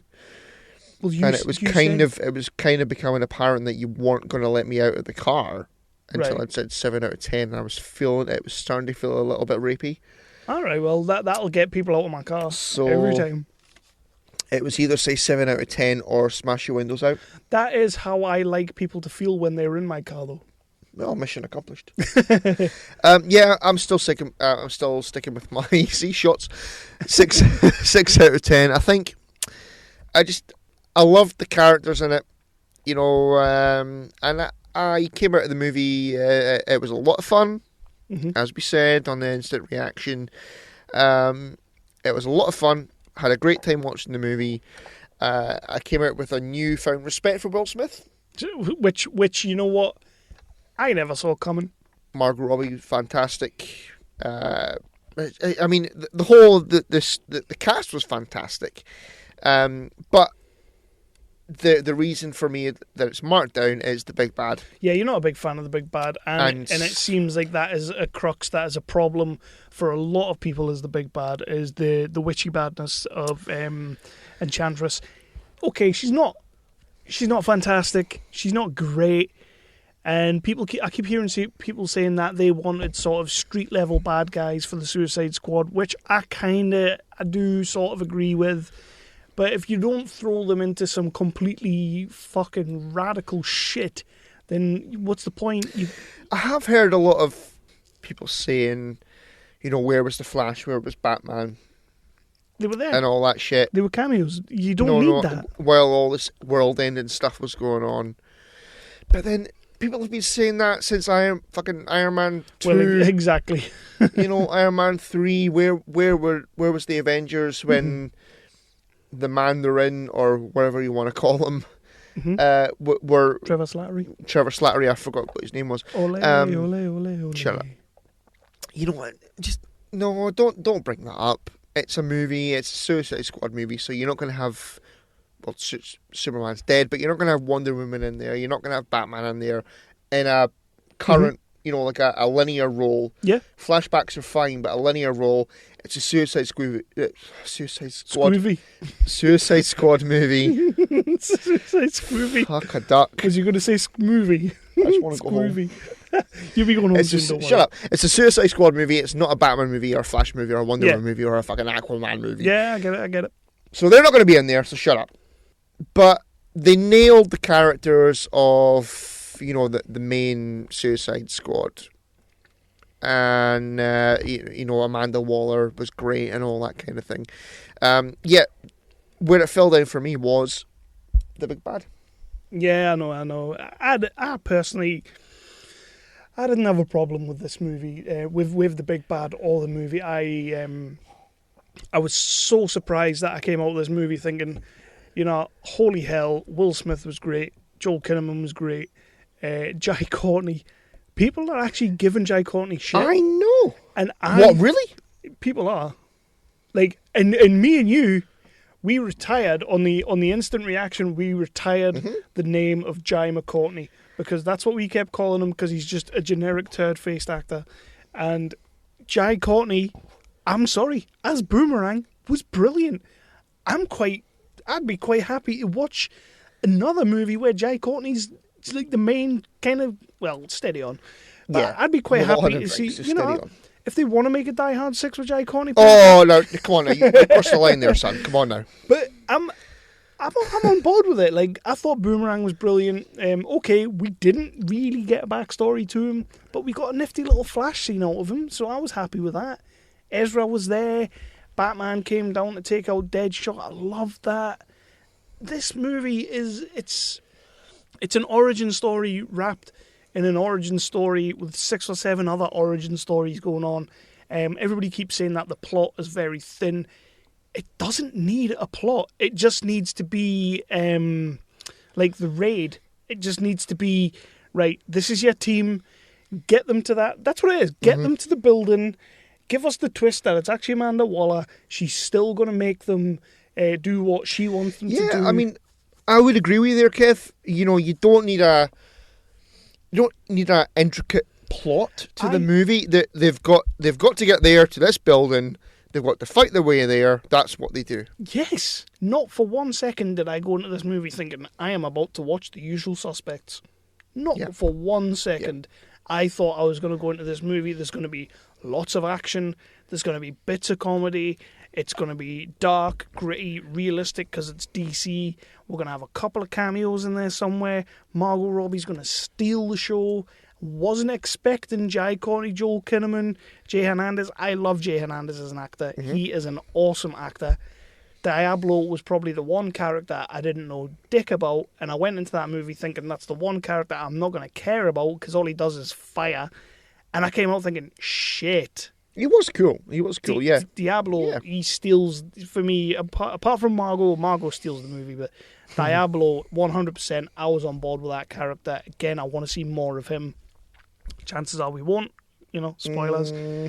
But I didn't expect to go in and see Usual Suspects. I thought I'm going into a popcorn action movie. Yeah, I agree with you completely. I mean, you know, it's not the kind of movie where it's a detailed, you know, twisty-turny plot or anything like that. That's not what you're going to see. And it didn't need to be. It just needed to be, this is your team, this is the mission, this is the big bad, they take out the big bad, they go home. Yeah. But for me, it's the big bad section is where I felt it fell down for me. I get it, because I think in the car on the way home, I was likening the big bad's henchmen to like the putty men from the Power Rangers. Yeah, like just. And you know, you raised a very good point that the villains in Avengers Assemble and the villains in Age of Ultron were sort of mindless drones, exactly like they were mindless drones in Suicide Squad. Yeah. And I agree with you completely, but. My point is, I don't have a problem with the fucking. It was her. The mindless drone things. My problem was with the actual big bad. I thought it sucked. I said on Jock and Nerd Facebook thing, or no, it was Twitter's earlier on when she was doing all her fucking stupid dancing shit and all that, and you know, doing her. Fucking spitting her magic into the bloody whatever the fuck. I just kind of thought, oh, fuck you, you're not Dark Willow. I didn't like that. I'm sorry, I didn't mind that, I meant to say. I really didn't mind it. It just didn't bother me. I just thought of Buffy Season 6. Yeah, I get what you're saying. But, you know, that's just me, that's just you. And they maybe could have went another way. I know everybody's saying that the Joker should have been the main villain. I wouldn't have liked that. I love what they did with the Joker. Everybody's pissing and moaning that we didn't get enough.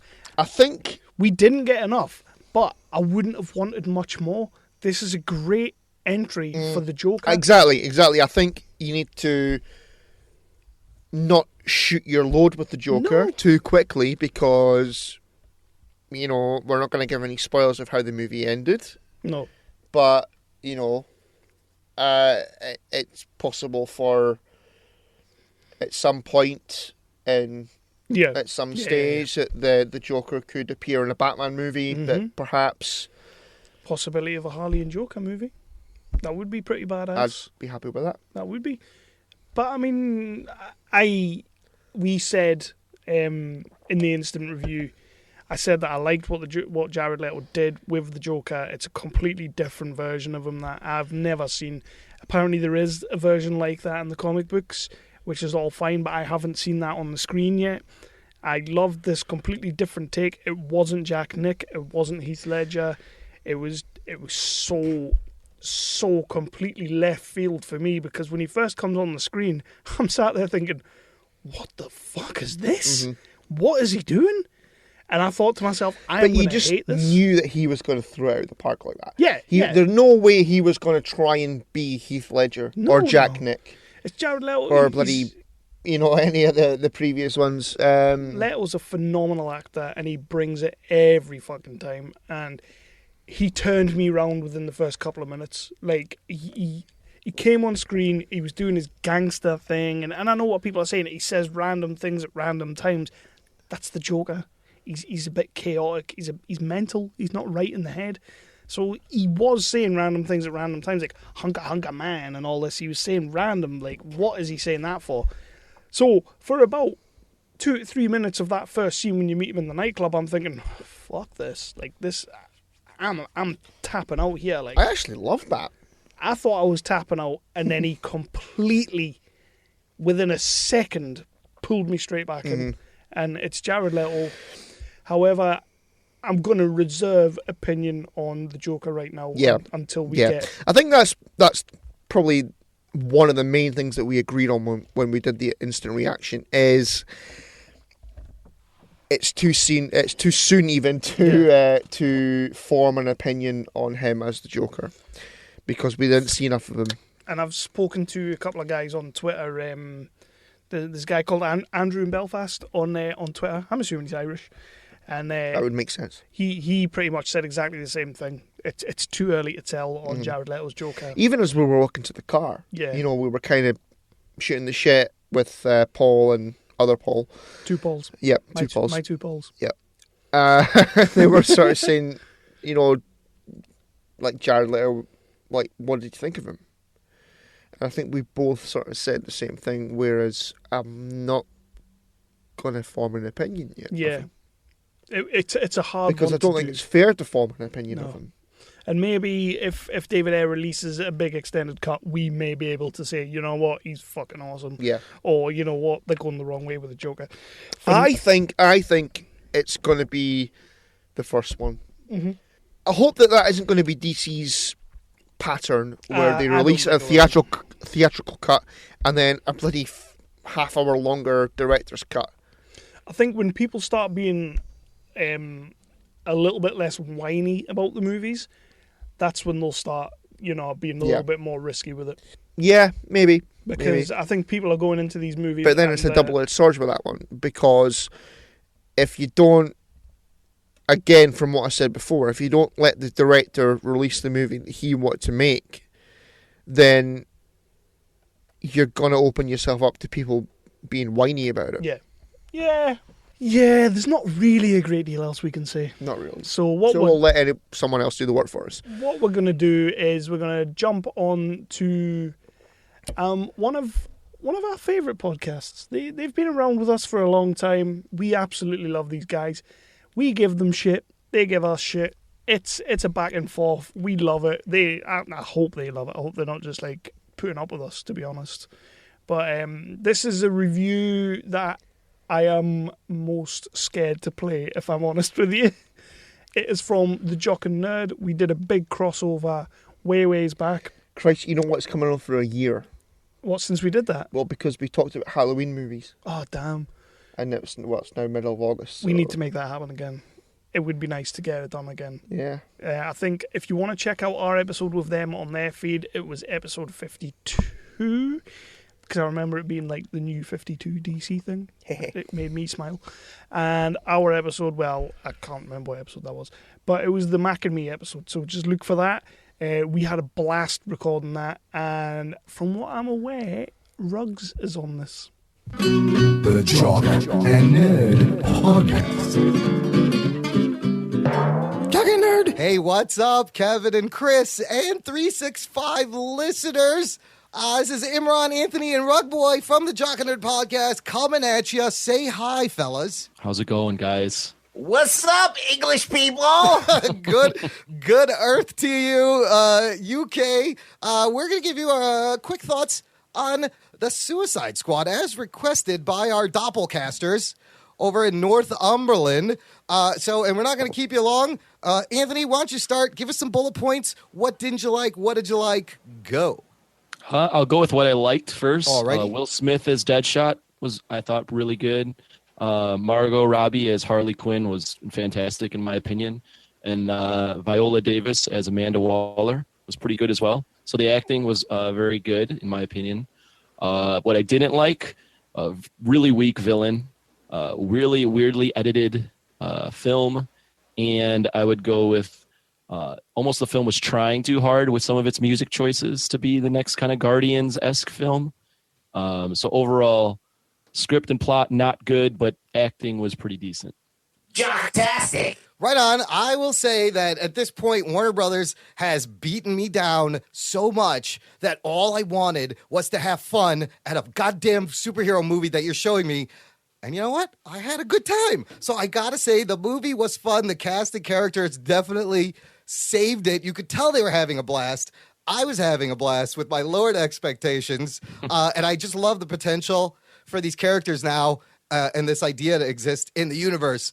What I didn't like is the waste of the potential. Again, same thing with Anthony. Horrible villain. Basically, the script in the studios fucking around, fucked up the movie. And I'm sorry, I do not like the soundtrack. It's forced. I felt like I was listening to a kid with ADHD change the fucking radio every 30 seconds with played out songs.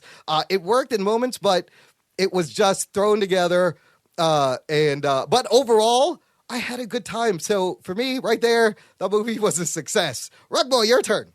I think the biggest mistake, I agree with all you guys, by the way. I feel like the music, like if you watch Guardians of the Galaxy, you know that was written into the script, that music was going to happen. And this seems like it was slapped on, you know, and they tried to make it fit, and it does sometimes, but like you could tell that they're doing it. That should be invisible. The thing about this movie is they made a big mistake by showing you the Flash and showing you Batman and all of these other metahumans, because this thing that happens, the bad guy, there's a huge cloud over the world and there's beams flying all over the place and hitting into different countries and shit and targeting different things. I'm like, wouldn't that like draw the attention of these metahumans now? Wouldn't they show up? I mean, they should have kept it small. They should have. Went too big with it and it didn't fit. Yeah, no, I feel like that was forced. And number two is I didn't care about the story. That the plot was so I didn't give a shit about what they were doing. I'm like, oh, they're gonna go rescue Amanda Waller or somebody that Amanda Waller told her to go and get. And I was like, I don't care about this. But I did like Margot Robbie's butt. There was a lot of ass shots right up her crack. I think our ass should get an Oscar nomination. I'm just gonna throw that out there now. Oh shit. I did not like the Joker, not because he did a bad job, because they didn't give him anything cool to do. They probably cut out all of his great lines or anything that they had him do. I can't remember. I remember when I saw the Joker from The Dark Knight, I was quoting that shit the whole time home. There was no quotables on the way home. That's a good point. Let's wrap up with the Joker. That's my issue with that. I didn't get to the Joker was just serviceable. He was just okay. All the shenanigans behind the scenes, I didn't see any of that on screen. He was fine for the movie. Granted, he didn't have a lot to do. They wasted him. I mean, we don't even know if the Joker was any good because they wasted his role so much that I couldn't even develop an opinion if I like this take on him or not, which is not what you want when you have the Joker in a film. Yeah, you're right. It's not enough. And I kind of wish the villain had been just the Joker. That would have been way better. Would have been. Basically, when I see this movie, I just think about the Expendables with Margot Robbie's ass. Pretty much. But yeah. That's it. Yeah. But with the thing with the Expendables is all these characters are basically street level villains, and they were dealing with a global level threat, which didn't make sense to me. You're right. Like I was giddy at seeing the Flash, but then why the fuck wouldn't the Flash show up when there's a giant trash circle in the sky? Lame. Great it was like Ghostbusters or something. It was very Ghostbusters. The villain was Ghostbusters meets the Mummy. Yeah. fucking love Yeah, them. yeah. But at the end of the day, I enjoyed watching this more than Batman versus Superman, and it's not nearly as bad as Fucktastic 4. I found the Enchantress to be off-putting, though. I didn't like the actress. She was all that like was playing. CGI and weird and like. She wasn't actually acting because she was completely voiced over. Isn't she a model also? And She like is a model, not actually an actress. Yeah, aside from that, also, Joel Kinnaman, very generic. I didn't like him at all as Rick Flag. Did nothing for me. But Amanda Waller, great character. A little bit over the top, but cutthroat, what you want from Amanda Waller. And what was Mr. Boomerang doing there? Captain Boomerang did nothing. It was great. He was just being he didn't catch a boomerang. He threw it and then never came back. When did the boomerang still come back? Just to point out an example of the editing, there's one scene where Captain Boomerang, remember in the bar, he's like, all right, I'm free to go, and he leaves. Yeah. Next shot, he walks into the shot. Why are you did coming join back? The team? Yeah, but you know what? Jai Courtney, I don't normally enjoy him, but I feel like he was just playing his drunken self, which is perfect. He's just playing a drunken Aussie fuck so it was fun. He was funny. But let's wrap it up. All in all, enjoyable movie, right, guys? What, you want to give it a grade or something? I don't know. It was okay. I'd give it like a 6. I originally went 4.5. I would go just right at a 5. The movie was certainly more enjoyable than what it's going to be compared to, which is Batman v Superman. But a slight step in the right direction, maybe way too much. Maybe a baby step in the right direction. A baby step. Another thing I wanted to point out is we're going to talk about this in our thing, but remember Margot Robbie's killing these guys with this baseball bat, but then the regular guys, the army guys, are shooting them with guns, and none of these guys are dying. Yeah, they're taking bullets left and right, but Margot Robbie's smashing heads. It's that ass. The bullets bounce off the ass. Look, I give it a C+. Kevin and Chris, thank you guys for this opportunity. Listener, our review will be out, so definitely go check out jockandnerd.com. And I would start with episode 52, the one where Kevin and Chris come to visit the Jock and Nerd podcast studios via interwebs. And then we went on and did a crossover on their show where I got really drunk. Lots of fun. We're going to have to do that again sometimes. Thanks for having me. Yes, we will. So this has been Imran, Anthony, and Rug Boy, Jock and Nerd podcast. Thanks again. Say good Earth, everybody. Good Earth and good England to you. Jock and Nerd. Jock and Nerd. Well, I take umbrage to England, but that's fine, Rug Boy. As much as I hate to admit it, I kind of agree with a lot of what Anthony was saying. I know, right? I know. And he's a millennial. 100%, 1,000,000%. Thanks for doing that. We already did the instant reaction. We knew we weren't going to really delve way too deep into it, which is why I had the idea of getting some of the Pod and Family guys to kind of just jump on and throw us some reviews, and everybody came through. We have one more to play, and I've been looking forward to this one because you know I love these guys. Of course. Now. They do great stuff over there, which is the Weird Science DC Comics podcast. But a quick thing, I don't necessarily think the soundtrack was forced.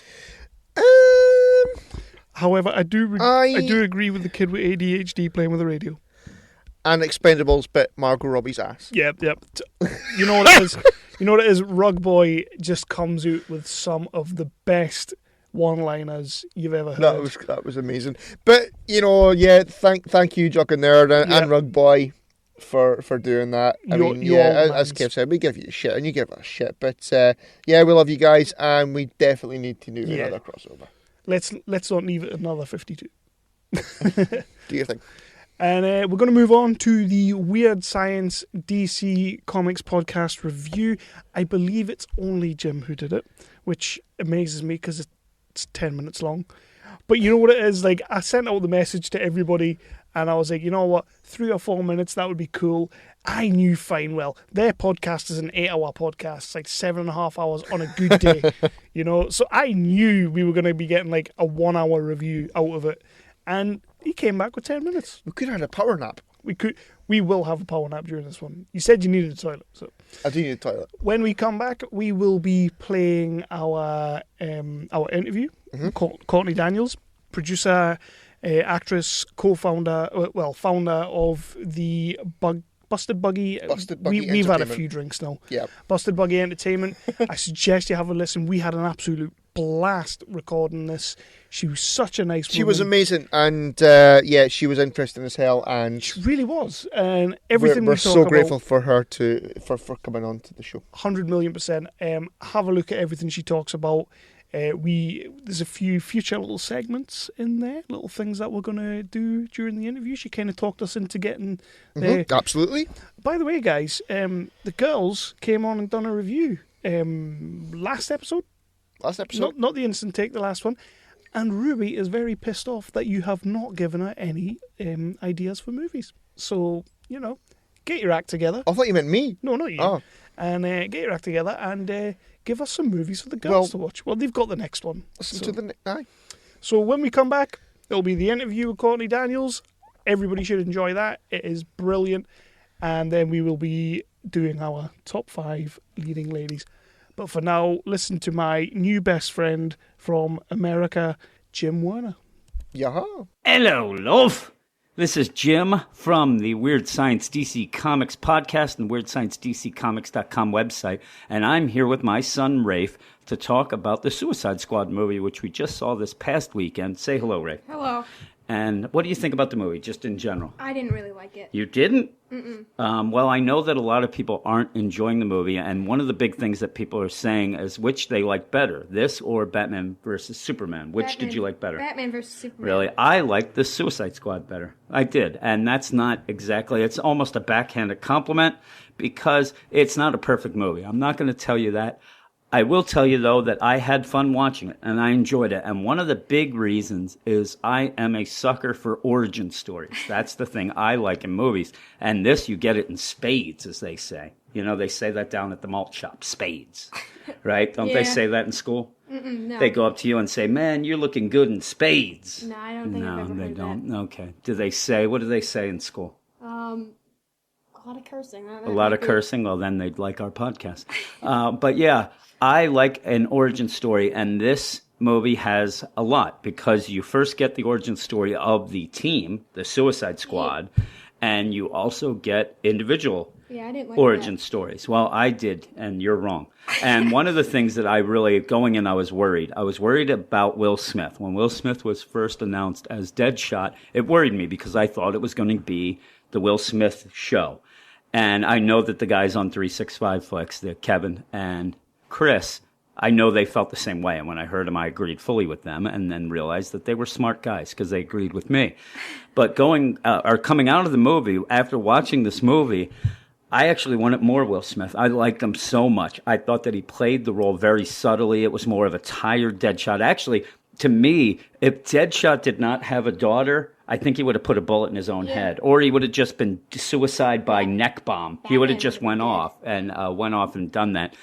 And I really liked it. Also, going into it, all you heard was the hype of Margot Robbie as Harley Quinn. That was all the hype, and I thought she did well.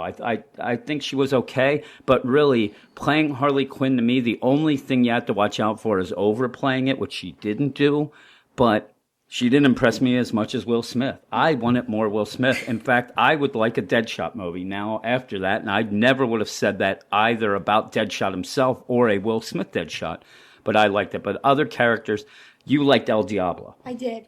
And I liked El Diablo. He, of course, was a huge part of the movie. The only thing that I thought about El Diablo was that he kind of hung in the background until he was needed. Yeah. And I thought that was very odd to have him just sitting back until it was time for him to tell his story. Though, again, I will say that David Ayer did a really good job of not just coming out and boom. It could have been an hour and a half of the first hour and a half of the movie, which is only 2 hours. It could be just origin stories. I like how he spaced it out, but really, El Diablo kind of just hung in the background. But when he did come to the front, he was awesome. He really was, and he was great. Boomerang, Jai Courtney, whatever the hell his name is, I liked him. But the problem is you didn't get enough. Him and Katana, I thought, were really, really good. But really, after the movie, you're like, what the hell happened with them? Because you really didn't get much of them. Killer Croc, I could have done without. I really could have. I didn't like how he looked at it. I couldn't understand a word he was saying. I sat in the movie, and I was like, what the hell did he just say? And nobody knew what the hell he said. And really, he didn't have a lot of lines anyway. Rick Flag, I liked as well. I thought that he played it pretty well. Just the whole thing with him and Enchantress forcing that love story into it to make it come around to what happened, I thought was very forced. And that kind of upset me. And that leads to Enchantress, who is, spoiler, she is the villain. She's the big bad of the movie. And really, I didn't get enough of her background to even care. I really could care less about what her and Rick Flag were doing under the sheets. I didn't like that at all. I didn't care. And because she was the villain, the overall story, I think, is what really suffered. I think that going into that and coming out, I think that the critics who, are really big on busting on this movie and putting it down, they're really centering on the story itself, which is paper thin. Pretty thin, Riggs. Pretty thin, right? Yep. But yeah, but to me, the movie was more about just getting the team out there and the individual characters than the actual story. And the story was a action story. You go from point A to B to C. You kill the big bad, you're done. The one big thing, though, that I have to say about the story, I hate stories where the big bad was created by the good guys in the beginning, in the first place. Yeah. And really, Enchantress is only doing what she's doing because of Amanda Waller. If Amanda Waller gets the Suicide Squad together, uses Enchantress to get it greenlit, and it does get greenlit, they get the Suicide Squad out, and then they use the Suicide Squad to beat the character that it all twirls around. If Amanda Waller would have just kept to herself and not done anything with bad guys, nothing would have happened. You have no movie, you have no big bad, you have no city being destroyed.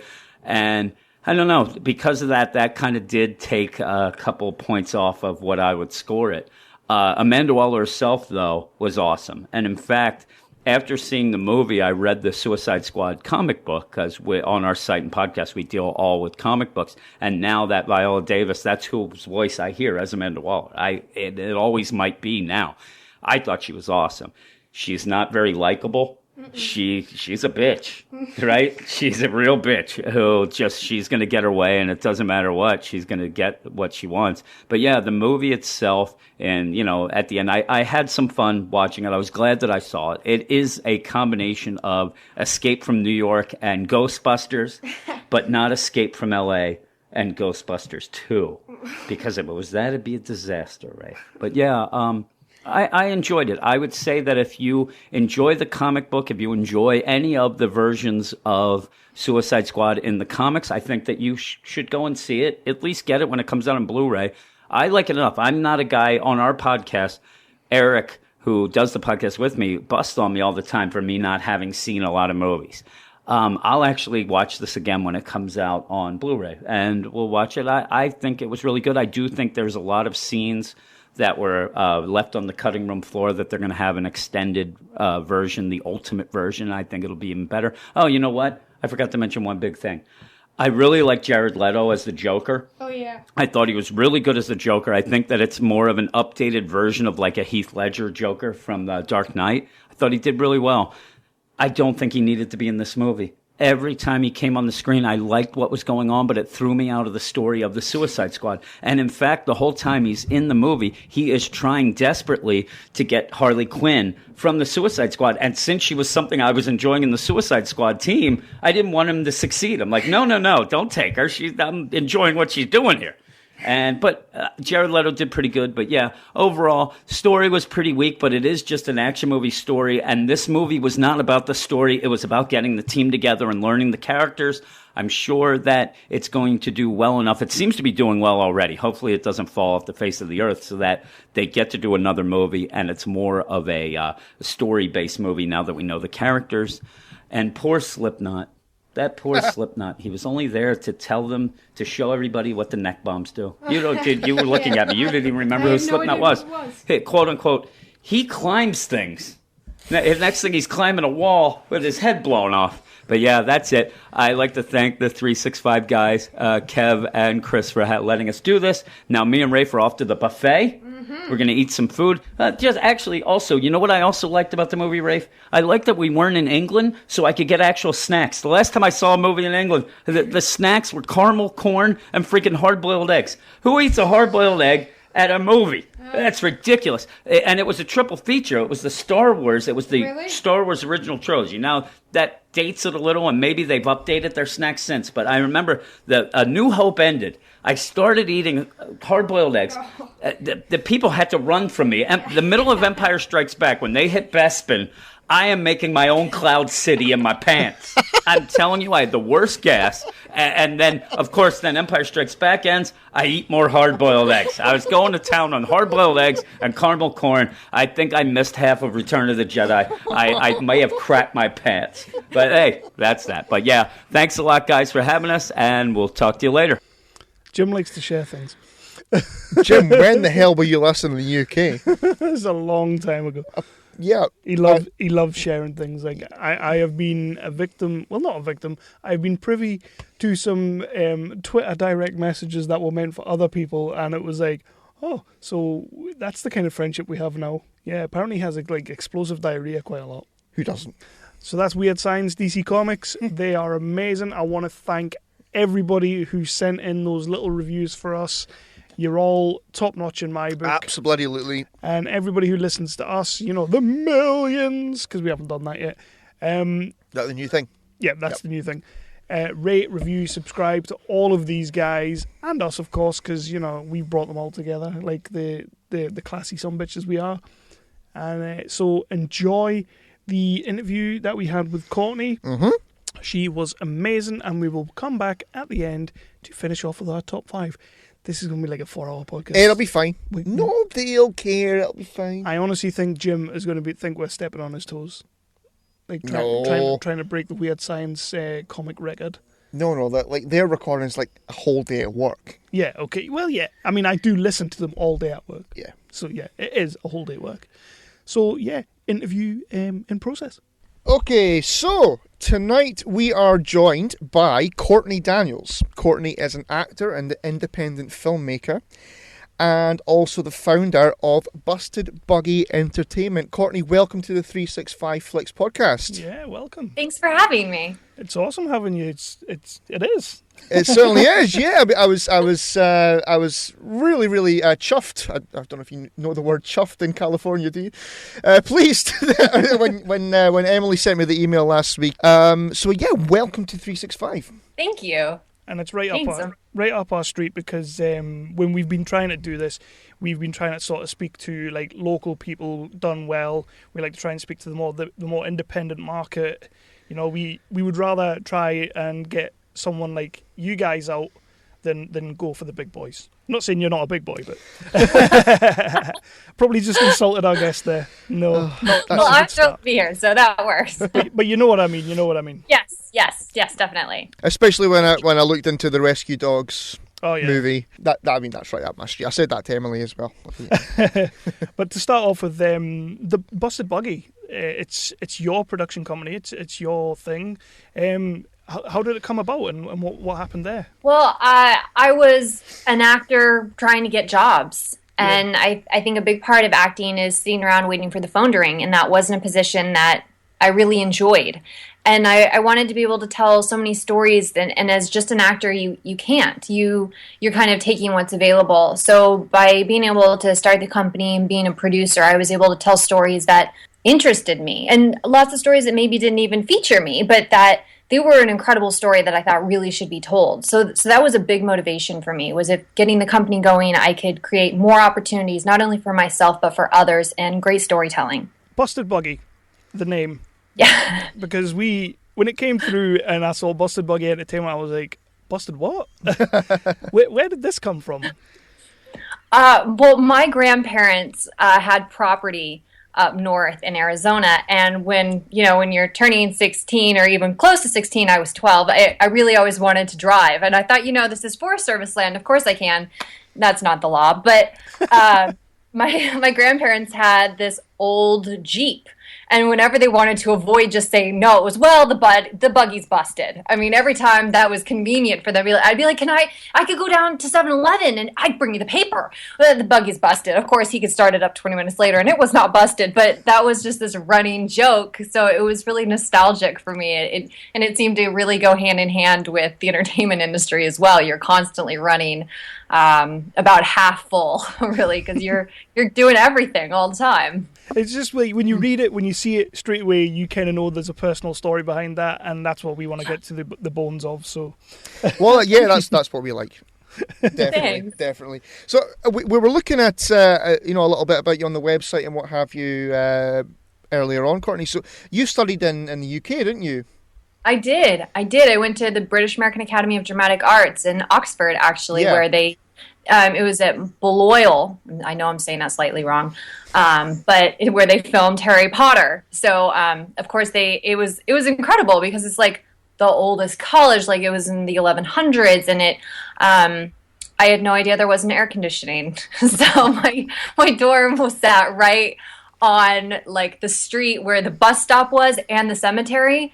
So not only was it hot, but I got exhaust too at the window. So it was fun. It was a great learning experience. Alan Rickman was one of my teachers, and Shaw, and it was like, you kind of having a star moment of like, these are the people that you want to emulate, and I think it really taught me so much, because to have someone of that stature look at you, scream at you about how poor of a job you're doing, and make you cry, you're like, okay, no job's going to be harder than this, Like, 'cause you really are like, this is the worst moment of my life, but you strive so much harder because tomorrow you have to face them, and that was incredible. I really enjoyed it. I cannot imagine that. I recently, Chris, the other week, last week, you were watching a movie and he shouted it, he sent me a text straight away. He's like, you have to watch this. It was The Eye in the Sky. Oh, yeah. I think it was Alan Rickman's last movie. I mean, that man, he's an absolute legend. So, I mean, to hear you speak about him, Jesus. That must be a pretty cool thing to be able to say, yeah. I will never forget, because, I mean, you're there, you're studying Shakespeare, which, I mean, just originated stories and language and just broadened so many areas of life.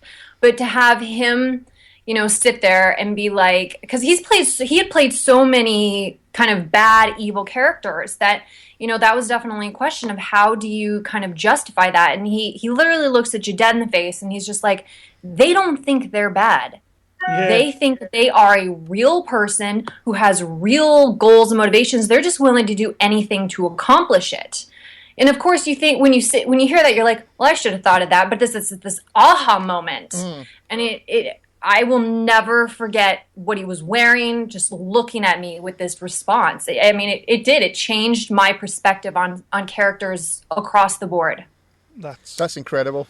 That's made our night. I think I wasn't expecting an Alan. No, absolutely not. Absolutely not. So, in what way do you carry the lessons, that you learn from Alan Rickman and others at Oxford as well? In what way do you carry their lessons forward into your work? To be fearless. That was a huge lesson that they. I found the way that I approached a character and they approached a character were different, and they. I'm a huge fan of Mark Antony in history, and like just his speech to the people when he's trying to rally them, like, is just this huge inspiration for me. And of course, I made the mistake of telling one of my professors how big a fan I was, and their response was, "Awesome!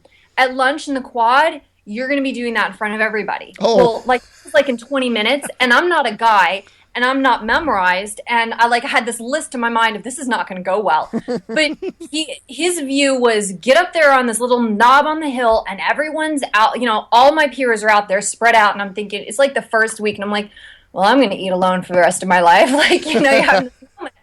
But I get up there, and he's at the back on the other side, and he's like, I want to hear you, and I'm like, I wish I were dead.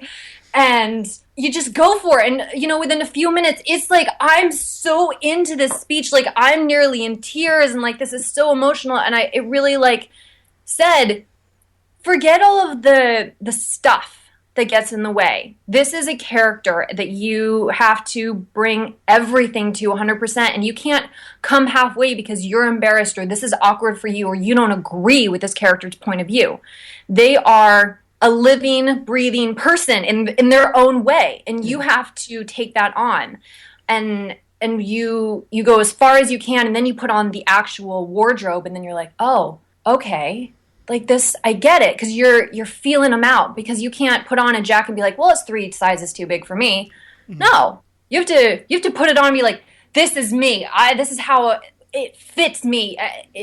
Does that make sense? Yeah, sorry. Yeah, definitely. It's incredible. I think they changed my perspective completely and told me so many things about being in different situations on stage and on set that I think made me realize the perspective of everybody that comes together to make these incredible stories. Speaking of incredible stories that people are coming together and making, I know Chris is dying to talk about this. Chris is a massive, massive dog lover. The current movie that you have on the go right now, it's finished. It's on iTunes now. You can download it. Yes, you can. The movie is called Rescue Dogs. Yeah, I mean, he's been dying. I was watching the trailer this afternoon. It looks like a lot of fun.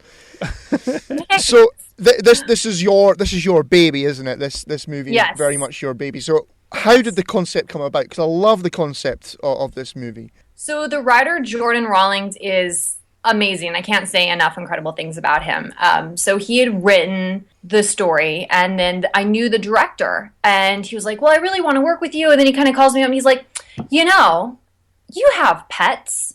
Well, yeah, I've got 8. Where is this going? He's like, well, I've got this animal story. You should do it. So we got together and I was like, I want to do this. Like, when do we start? And, I wanted the production company to come on board and really get involved. I was raised with tons of animals. I've got a horse background. That didn't make sense. I grew up with roping cattle and the whole deal. So I'm very used to all different types of animals. And it's a big passion for me. I have dogs and cats. I'm that person that goes to the grocery store and I find a homeless animal in the parking lot and I bring it home. And, my husband's like, please stop. We're running out of room. But that's me. And so knowing that this story was so great to show an actual rescue animal making an incredible impact into the lives of its human was something I totally wanted to be a part of. I'm a huge fan of being able to promote rescue, to go to the pound as opposed to purchasing the puppy mill dog, and I really wanted to use that story to do that. Yeah, that again, I love the concept of that. I mean, and am I right in saying that the maker or after the movie it resulted in 150 or more than 150 of the animals that were involved in the movie finding homes? Is that right? So what we did is we partnered with charities around the U.S. for our opening weekend theatrically, and a lot of them brought animals, if they were able to, they brought animals to the actual theater, and others had kind of a big weekend, and it was animals from all of these charities that the opening weekend got adopted, and we were really thrilled to be able to do that. I mean, just using the message of rescue and then going, hey, there's all these animals that are looking for a home was just perfect. It encouraged you to be like, I could use a dog, hop on that moment right there. Yeah. That was one of the reasons that we straight away, again, wanted to take this call and we wanted to do this interview with you, because it's not very often that you see filmmakers or studios or companies that would do that kind of thing. And you really you've helped house, rescue animals, and that's just fantastic in itself, just along with the movie. So that was it's quite heartwarming to see that, and I'm into things like that. So I'm surprised you weren't welling up there, Kev. Really hard, and we were really lucky. All the rescues, it took so much effort for them to promote and get out there, and a lot of them came out. Chicago ended up having this big massive wind rainstorm, but they still got out there to be like, we have pets. It was really great. It was definitely a group effort, but just so awesome. And I was really thrilled to be able to be a small company. We could do that. We could kind of control having that sort of a release, and that was a great benefit. Let's talk about that for a second. So obviously Busted Buggy Entertainment is involved in the process of developing and financing independent movies, which is fantastic. We saw that. It's great. It's absolutely great. So, how does what is the process of a movie like Rescue Dogs coming to you guys and saying, right, I want to make this movie. How do we do it? Is this you pitching your movie again? Not yet. You keep pitching your movie to people. You've got to stop doing this. So Rescue Dogs was already written. Pretty much final draft, not shooting draft, but it was pretty much done. The director was already on, like, this is what I want to do. It already had some of its financing. It needed the rest. So knowing that we saw an immediate, not only audience, but a targetable, kind of reachable audience, and a story that instantly affected us, we were like, absolutely, let's do this. So, there's all the paperwork and everything comes together. And then, we're all set to begin filming. Like 3 weeks before, the director calls and he's just like, so the lead dog. I'm like, yeah, your dog should do it. And I'm thinking, what? I'm certain I didn't hear that. He's not trained. He's like, no, this is a bad idea. He's like, cool, you have 3 weeks. Had a different conversation in my mind, apparently, but okay, yeah. So, like, not the dog, I had constant training, and he pretty much ignored me. And he ended up playing the lead dog in the film. Mm-hmm. So, I mean, that was totally unexpected way that we ended up producing and pitching in to make that happen. So, I mean, each kind of film is different. With our film, Girl in the Book, that was written, mostly financed, had Emily Van Camp and Michael Nyqvist already on board. It had its shooting dates. It was ready to roll. It just needed the final production piece and a little bit of financing. That was pretty much where we were going to head next. Sorry. You currently, I don't know, you're just stealing my questions here. you have a movie currently on Netflix, and it's been getting quite a lot of critical acclaim. So I mean, you kind of gave us a little sort of prelude as to how that went. But what was the Emily Van Camp coming on board? I'm not going to try and say Michael's last name because every time I read it, I'm like, I'm not attempting that. So basically, how did that come about? So she was on board already when the project came to me. Her manager and one of the other producers knew each other, and she had this very narrow window before she had to go back to Revenge at the time, and she was doing pickup days with Captain America. So she had like these really narrow windows, and we were like, okay, so we have like 3 weeks, and that starts in 2 weeks. Okay, so we kind of had to like immediately go. So we were in New York in the midst of July, which is not a great time in New York, unfortunately. And it's an incredible story, so empowering. For Emily plays the character of Alice, who takes back her life. She's works at a publishing house, and that publishing house is re-releasing this story that this big author wrote, and what nobody knows is that he based it on her as a child, and there was kind of an inappropriate relationship, and he took her voice, and she steps forward and takes her voice back as an adult in the film, and it's just really, really incredible. And when I read the story, I was like, this is important. This is definitely something I want to be a part of. And Emily was great because she had to film with us, and then like she'd have a 1 day break, so she'd fly all the way back to Cleveland, do pickups, and then in the middle of the night fly back and be back on set. And just she went without sleep for days. She was incredible. I mean, we watched the trailer. We haven't watched the movie ourselves yet. We are planning on we do like reviews of certain movies, obviously, for the show, and we are going to try and review that possibly on the next episode. Because it would be fitting now that we've spoken to you. But just with you saying that, like, it looks very dark to be doing in 3 weeks. She filmed in less days. So we were actually like in production for 3 weeks. But in the film, there's young Alice as a child, and then there's adult Alice, which Emily plays. So Emily was on board and started like day one of filming, and then when she was done, she had to go back to Revenge, and then we got Anna in, and she took over as kind of young Alice. And Anna had to kind of go without knowing what Emily had already established for the character. Really hard job, and did a really great job. Yeah, as Kev said, we are gonna check that out and review it on a future episode. I actually just had a thought as well on the last episode that we did, Courtney. Kev's two kids did a review of what was it? The Secret Life of Pets, yeah. And the Teenage Mutant Ninja Turtles 2. So what I would suggest to Kev right now is they can do a review of Rescue Dogs. Yeah, definitely. Yeah. So we'll get that going for a future episode. Although they might not want to watch the book. No. I might just watch that with a wife. Definitely not that one for the kids. No. Yeah, the trailer did look very, very dark in places. Yeah, it must have been. It was a lot. We did 23 locations in like 22 days. I mean, we were picking up and moving all the time. Yeah.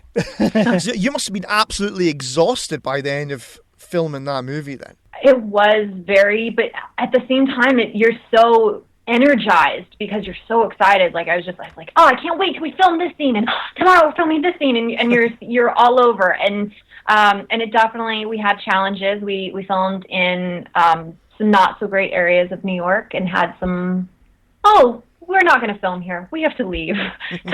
and immediately have to find a new location. And all of those are, you're going to have a heart attack right at that moment. But when you're like past that, you're like, I did it. And so you do, you feel so great. Like you're looking at the dailies and you're like, this is awesome. And those are the best moments, is what you worked so hard on getting to go through the process with it. Because as a producer and as someone who runs a company, you spend so much time in development and just trying to fundraise and meetings before you ever get to set.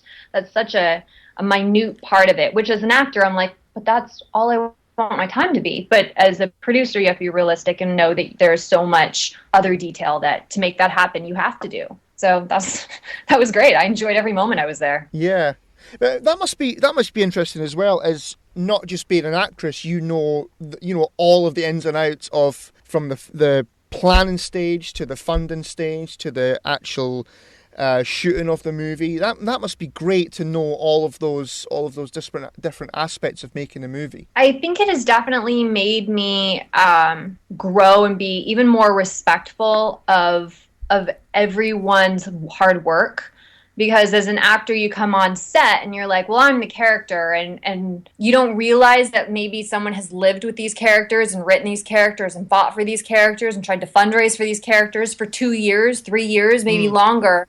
And then they've had to pick the set. They've gotten the award. Like, there's so much that takes place before an actor ever shows up. And then actor goes home and a producer's still there looking at the dailies, making sure everything's set up for the next day, dealing with any problems. Oh, wait, our camera lens is broken. Got to immediately fix that. Do I have money for that? Where am I going to get that? Like, and then the film's finally done and you spend months in editing and submitting for distribution and then looking at contracts and the deals. Like, I think it helped me widen my perspective and then therefore make me work harder as an actor, because all these people had done so much. I needed to bring like my 100% A game all the time. Is that ever daunting though? Like when you're in a movie with the likes of someone like Emily Van Camp, whose start is very much on the rise.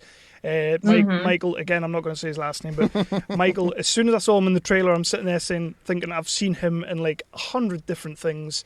So is that daunting for you? Do you get on set, and I know you're the producer and you're kind of calling most of the shots, but it's kind of like, do you not look at them and go, oh my, like back in your Alan Rickman days, do you not look at them and go, oh my God? Oh yeah, like I'd seen Michael in the Girl with the Dragon Tattoo series, and I thought it's such a great series. And so, when they come on set, I definitely spent a little bit of time in the corner just kind of like watching them, a little stalkerish. Like, I was really curious how they prepared themselves right before the camera started rolling, and how did they have so much experience. How did they, kind of use their time? When did he choose, you always learn when you're using movement versus your dialogue, and I wanted to watch how is she doing that? Are they filling the moments? What is he thinking about? Like, it was just fascinating because I'm sitting there trying to analyze every little moment, which they're in the midst of their work, so hopefully they didn't notice, because I was absolutely fascinated. You're totally like, this is someone I have watched for years, and you're so impressed. And they were both so nice. I did ask questions of both of them, and they were very transparent and open and willing to answer, and that's great. It helps you, again, as a producer and as an actor. That would be pretty cool. That would be cool. Of course, so, it would be. Yeah. So you're a very busy woman. You're spinning a lot of plates with Busted Buggy. You've got Rescue Dogs. You've got the Girl in the Book. Do you have any other sort of projects on the boil that you can sort of give us a little information on, or? Yeah, so I have two that should be coming out later this year, and then I have another one that's supposed to start production hopefully in another 6 weeks or so. Cool. So one that's supposed to start production is a horror movie, and I can honestly say it was the scariest script I had ever read. I made the mistake of reading it alone at night. It sounds like a horror movie right there because that never ends well. And I'm like, this is no big deal. I'm going to get like 10 pages in and be bored. And by page 50, I was like, I locked the door, right? Like, check, and you're wandering around turning on all the lights. And I'm like, hello? Am I alone? Like, you're freaking out because it's a scary script. So I was like, we definitely have to do this one. Like, if you can scare me through the page, it's going to be awesome on film. So I was really excited about that, and it's called Cold Brook. Is this the one that is also executive produced by Joe Dante? Yes. Yes. Who everybody knows he was the director of Gremlins, so it's. Pretty, of course, yeah. It's pretty. Another person I grew up with who, like, I'm just like, oh my goodness, I'm having a fanboy moment. Exactly. But, yeah. Exactly. That's why I was kind of trying to push you in that direction. Yes. He's amazing, and the director is fantastic. So I'm really excited. I would be as well with that one. Definitely. We'll definitely keep an eye out for that one. And if it is as scary as you say it is, I might not watch it by myself. Turn on all the lights. Maybe invite some friends over. I'll watch that one with the kids. That'll be fine. So another movie, Courtney, that I noticed on your IMDb before was a movie called Threshold, which I believe you've just finished filming. Is that correct? So Threshold we did about a year ago, and it was great. It's the story of this couple who they're in the process of adopting their foster son, and he gets out their door one night and is hit and killed by a car, and they really struggle to come to terms. And one night there is a very strange occurrence. A woman appears. She knows a lot more about them and their personal life and past than any person should, and basically challenges kind of their belief in themselves and each other. And I play their very good friend who was there the night that their son was killed, and she doesn't know how to deal with it. She pulls away from her friends because she's not sure how to deal with her own guilt and comfort versus responsibility. So is it safe to say that apart from rescue dogs, you're kind of drawn to the darker stories? I love comedy. As a producer, it is hard to do financially. Yeah. They're more expensive, and they're definitely star driven. To do. Just realistically, one of the great things about kind of darker stories, drama and especially horror, is it translates language, it translates culture. We're all scared of pretty much the same things. Whereas even living in England, I learned that my comedy was not the same as their comedy, your comedy. So I was just like, oh, I don't get it. Like my professor used to make jokes, and I was like, I will never forget. My professor screamed and yelled, and I'm like crying, and class is over, and he looks at me and he's like, do you want to go get a pint? And I was like, you just yelled at me. Like, we're not besties. But it was very clear that like we just had a totally different culture. It worked differently, which I never expected. So that, I think, is kind of how I look at stories, is they can transfer, but comedy, while I love it, I trained at UCB, great background in comedy, and Shakespeare has such an incredible ear with comedy. It's great, but I don't get to do it as often as I'd like. Well, I think you should. Thanks, me too. Fingers crossed. You've got to have some levity. That happens soon. You've got to have some levity amongst the darkness. Exactly. And give a wide range, so there's rescue dogs and dark, and get some happy. Yeah. So before we move on to the next question that we've got, we'll just quickly go back to rescue dogs. Where can people find it? Just plug out Rescue Dogs for a little bit for people who are listening to the episode. Well, it is downloadable on iTunes, but it's also, you can rent it off of like DirecTV. It's on the cable networks, and we I'm not sure if I'm allowed to say, we have a major subscription cable group that has sent us a contract. So I don't know if it's signed, so I probably shouldn't say anything. But that will be up as well here later this year, so that it'll be watchable that way as well. Awesome, that's cool. Actually, I was on the Busted Buggy or I think actually the RescueDogsMovie.com before, and there's some cool merchandise on there as well. Thanks. Yeah. And one of the cool things we did is actually with the DVD that is now like people can buy the DVD.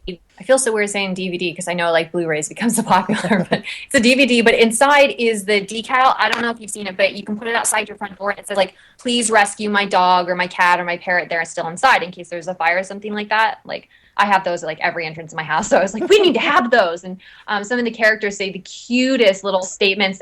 My character in Rescue Dogs has a pet dwarf hamster. I didn't know there were dwarf hamsters until we started filming. And he's a workout maniac. He's always like, I'm buff, and he's like, I never took no PEDs and everything like that. He's so hysterical. So some of his funny lines we put on T-shirts, and the same with all the other animals. So we, like the cat likes people with glasses, and so we just really wanted it to have fun and be like kind of Team Charger or Team Cat, that sort of thing. Sure. Yeah, that's one of the things I was laughing at in the trailer. You are actually going to go and buy some merchandise? Most likely. I do like myself a movie T-shirt. So. I know you do. Yeah. That would be great. Good. And it's always good to get some product over from America. That came out wrong. Yeah, it did. A little bit. Never mind. So we'll just go back to Busted Buggy Entertainment. Now, one of the sort of mission statements on your website, I don't know if it's actually a mission statement, or one of the things that you mention is that you as a company like to produce or to develop female-driven movies. That we'd like to focus on women-driven content. Correct. That's correct. Yes. So okay. you prefer to or you focus on more on female-driven movies. So is that? Does that go back to, like you mentioned at the very start there, that one of the reasons that you set up Busted Buggy was because as an actress you found the roles weren't there. Yeah, exactly. So is that one of the reasons that you focus on that, or? Definitely. Some of my favorite movies, women are window dressing, and while I love the movie, I'm saddened to see this major Oscar winner, have like 5 scenes and be pretty. And not that that's not like hard. They do a great job, but I love some of the movies where women are empowered, and there are so many incredible stories. I love Elizabeth. Like, I think that's a great movie. I like action stuff. So like Lara Croft, like I would be like, yes, like I'm in. This would be so much fun. You're gonna give me like a gun and everything. Like I did stage combat training, so I'd be like, this is great. And so I do think there are so many stories to be told for women, not only their relationships, because we as women interact with each other completely different than men, obviously. Yeah. And there are, stories and relationships that I do think are interesting, and yes, it's difficult for them to be the NBA star in the films type of thing, but there are definitely areas that I would love to see grow. So it's definitely a focus for the company. Yeah, we kind of asked the question because, like we say, we went on the website and we saw that was it's kind of front and center on the page, and I mean it's a brilliant thing to have there on the page, because right now it's a hot topic. It's trending worldwide kind of thing. Like everybody's talking about the female actresses getting up there, and it seems to be, I totally agree with you. So seeing that you guys, it's like, as I said, with the rescue dogs and the rescue animals, you're pushing that. It's also great that you're pushing this as well, because it needs to be done. Thank you. I think that there's so many great stuff out there, and that's not to say that there's not some great male stories, and I'm always on board to help with those as well. We just really do like to focus on women and their stories. We get that. But with that in mind, obviously with the and I know you're probably going to expect this question now, with the Ghostbusters having just been redone with an all-female cast, do you think that's the right way to go, or? I think that Paul Feig, am I saying his last name right? I don't think anybody knows. Nobody knows. Feig. Right? He's a genius. Yeah. I think he is so funny and has such a great view and perspective in storytelling of women. So if there was someone to do it, I think he was absolutely the right director to bring on board. And, you know, he's on my, like, let's please work together list. Yeah. Like, I'll mow your lawn and follow you around. Like, you want coffee, sugar? Like, I'm there. Like, I'm such a fan of him. So, absolutely. I think you do have to put a different spin. There are tons of stories remade every year. Look at Four Brothers. That was remade. That was a John Wayne Western movie. Not really even the same. And they put a completely different spin and perspective on it. So why can that be done and not do a female Ghostbusters? I don't see any reason why not. Yeah, and how can you go wrong? You have Melissa McCarthy. Again, a big fan. Like, I think she's great. I hope it does well, because obviously if they don't do well, less will be made. But I fingers crossed for them. I'm there to give them my money immediately. Yeah, no, we just wanted to, obviously, like, that's sort of your company, Busted Buggy, that's sort of your little mantra. So we kind of just wanted to pose the question, but we didn't want to make it too awkward. So I think you managed that well. It was not there's great storytelling out there for women. You just gotta do it right. I think Tina Fey, I love that she is not only this incredibly talented writer and actor, but her book, she's got a great voice, and she's very much empowering women and wanting to write and develop stories that say, hey, we're women, we can do this. You know, when she developed 30 Rock, she looked at and they bought it. She was like, you're welcome. Like, I did you a favor. I probably would have been like, thank you. But I mean, she's Tina Fey. It's different. But she's out there, and they're my role models. Tina's very much a bit of a leader in that field. Like, I love Tina Fey. I think she's great. Of course, I'm saying Tina like I know her. I don't. No, I wish I knew her, but I don't.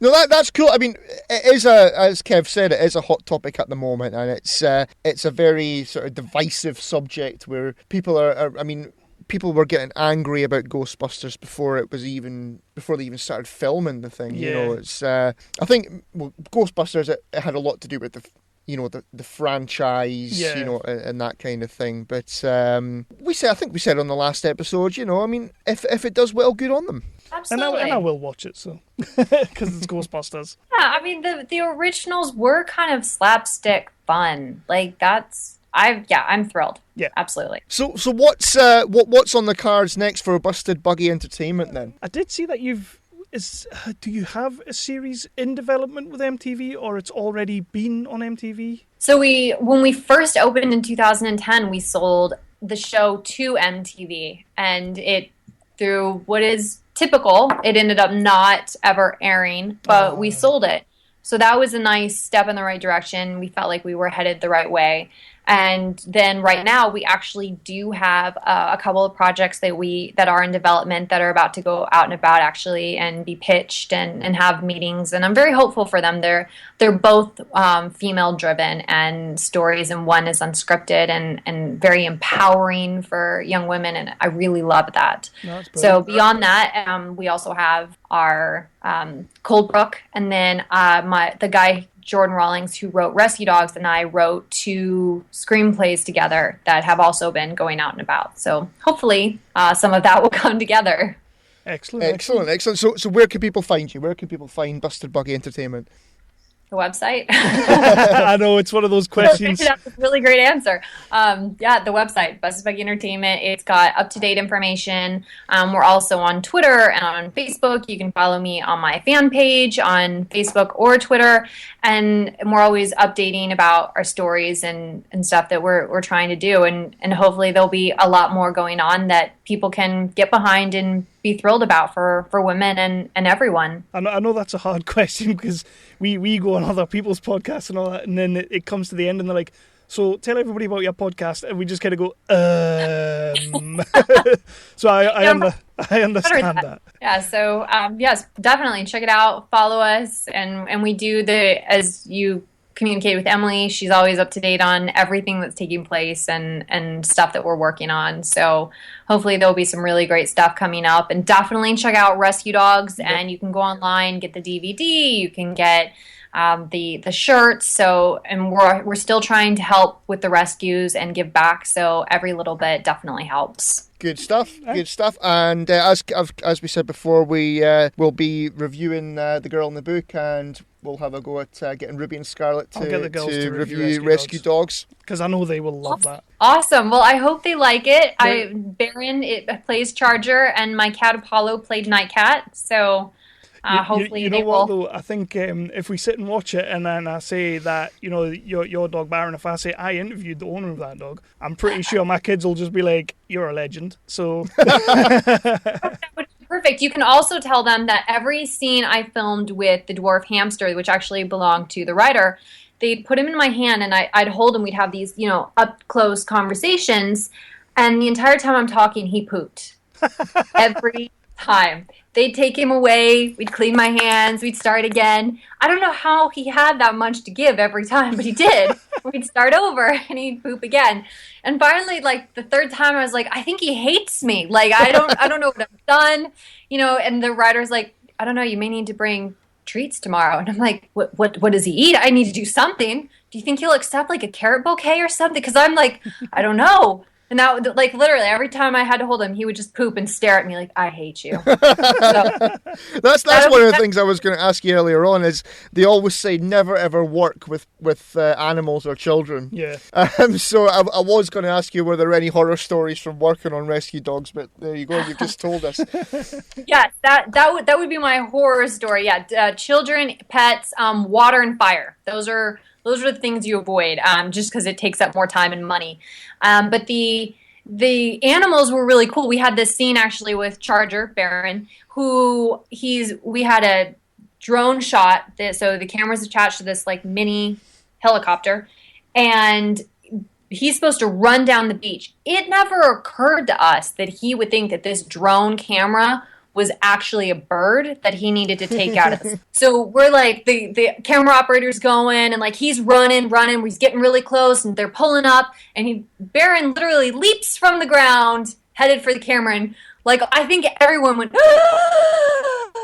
because you got this up close of him like almost at the camera, and we're thinking, how are we going to replace this? But I mean, those are the funny moments that completely happen. You never expect it. I never expected Baron to get so familiar with his lines and his scenes. We'd film him first, and we'd remove him in the bed, and then we'd do the reverse shot, and we'd catch Paul, who played Tracy, his owner. Baron would hear the same lines and be like, wait, this is my scene, and try and dart back onto live set, and we're like, no, you're out. And he's like, no, I'm in. So we had a few moments like that. So I think with the animals, we had a lot of great surprises. Yeah.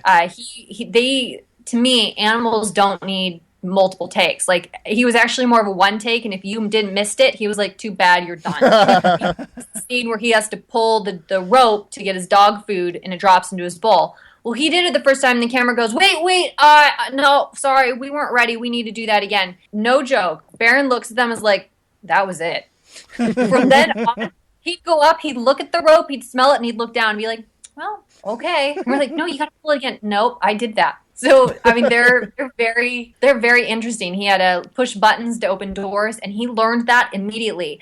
And we'd be like, where'd he go? Oh, great. He opened the door and like took himself on a walk. Like, they're extremely bright, and we had a lot of fun moments. But definitely the poop would be my horror story. That movie has to be like a once in a lifetime experience making that movie. I don't think it can get better. Yeah. Like, I mean, obviously there are the greats I'd love to work with, and the stories I'd like to tell, which I have no budget. That would be awesome. But I think it can't get any better. I got to go to work every day with my two pets. Now, every night I stayed in a Motel 6, and there was all of us together. But every day we were there, and I was, dog mom, dog walker, dog poop picker-upper, cat treat, trainer, producer, actor, the whole shebang. At one point, Baron threw his football into the water. It's the ocean. It doesn't come back. And then stood there like, Mom, you got to go get it. Like, now it's getting further and further away. And he just starts barking at me. And I'm like, I'm in wardrobe. I can't just dive into the ocean to go get your football. No joke. We actually had to send a PA down to where it kind of washes off to the side to see if they could get it because Baron refused to go back to work without his dressing. That's what PAs are for, so I'm told. Well, yeah, exactly. They've got to do something. Right? For the dog. They worked for the dog. Yes. Oh, wow. Awesome. Well, Courtney, we've taken up quite a bit of your time now. This has been absolutely fantastic. I'm so glad we got this email. I'm so glad you wanted to come on, and I think we've got quite a good little... Yeah, that was really, really interesting. Thank you so much for coming on. Yeah. Thank you guys so much, and good luck, Kevin, with the sleep. Yep. And, I mean, I guess you're used to it, but congratulations. I really hope that the kids like the rescue dogs. Please let us know. I would very much like to know if they liked it. We did actually, when we were doing editing and get like a good cut, we'd bring in like the director's kid, one of the other producers' kid, like one of the voice actors' kid, and we'd be like, okay, do you like it? Is this funny? Is this good? So we were constantly testing on small audiences. So yeah. I will very love to hear that if they like it. And when you guys check out Girl on the Book, love to hear about it.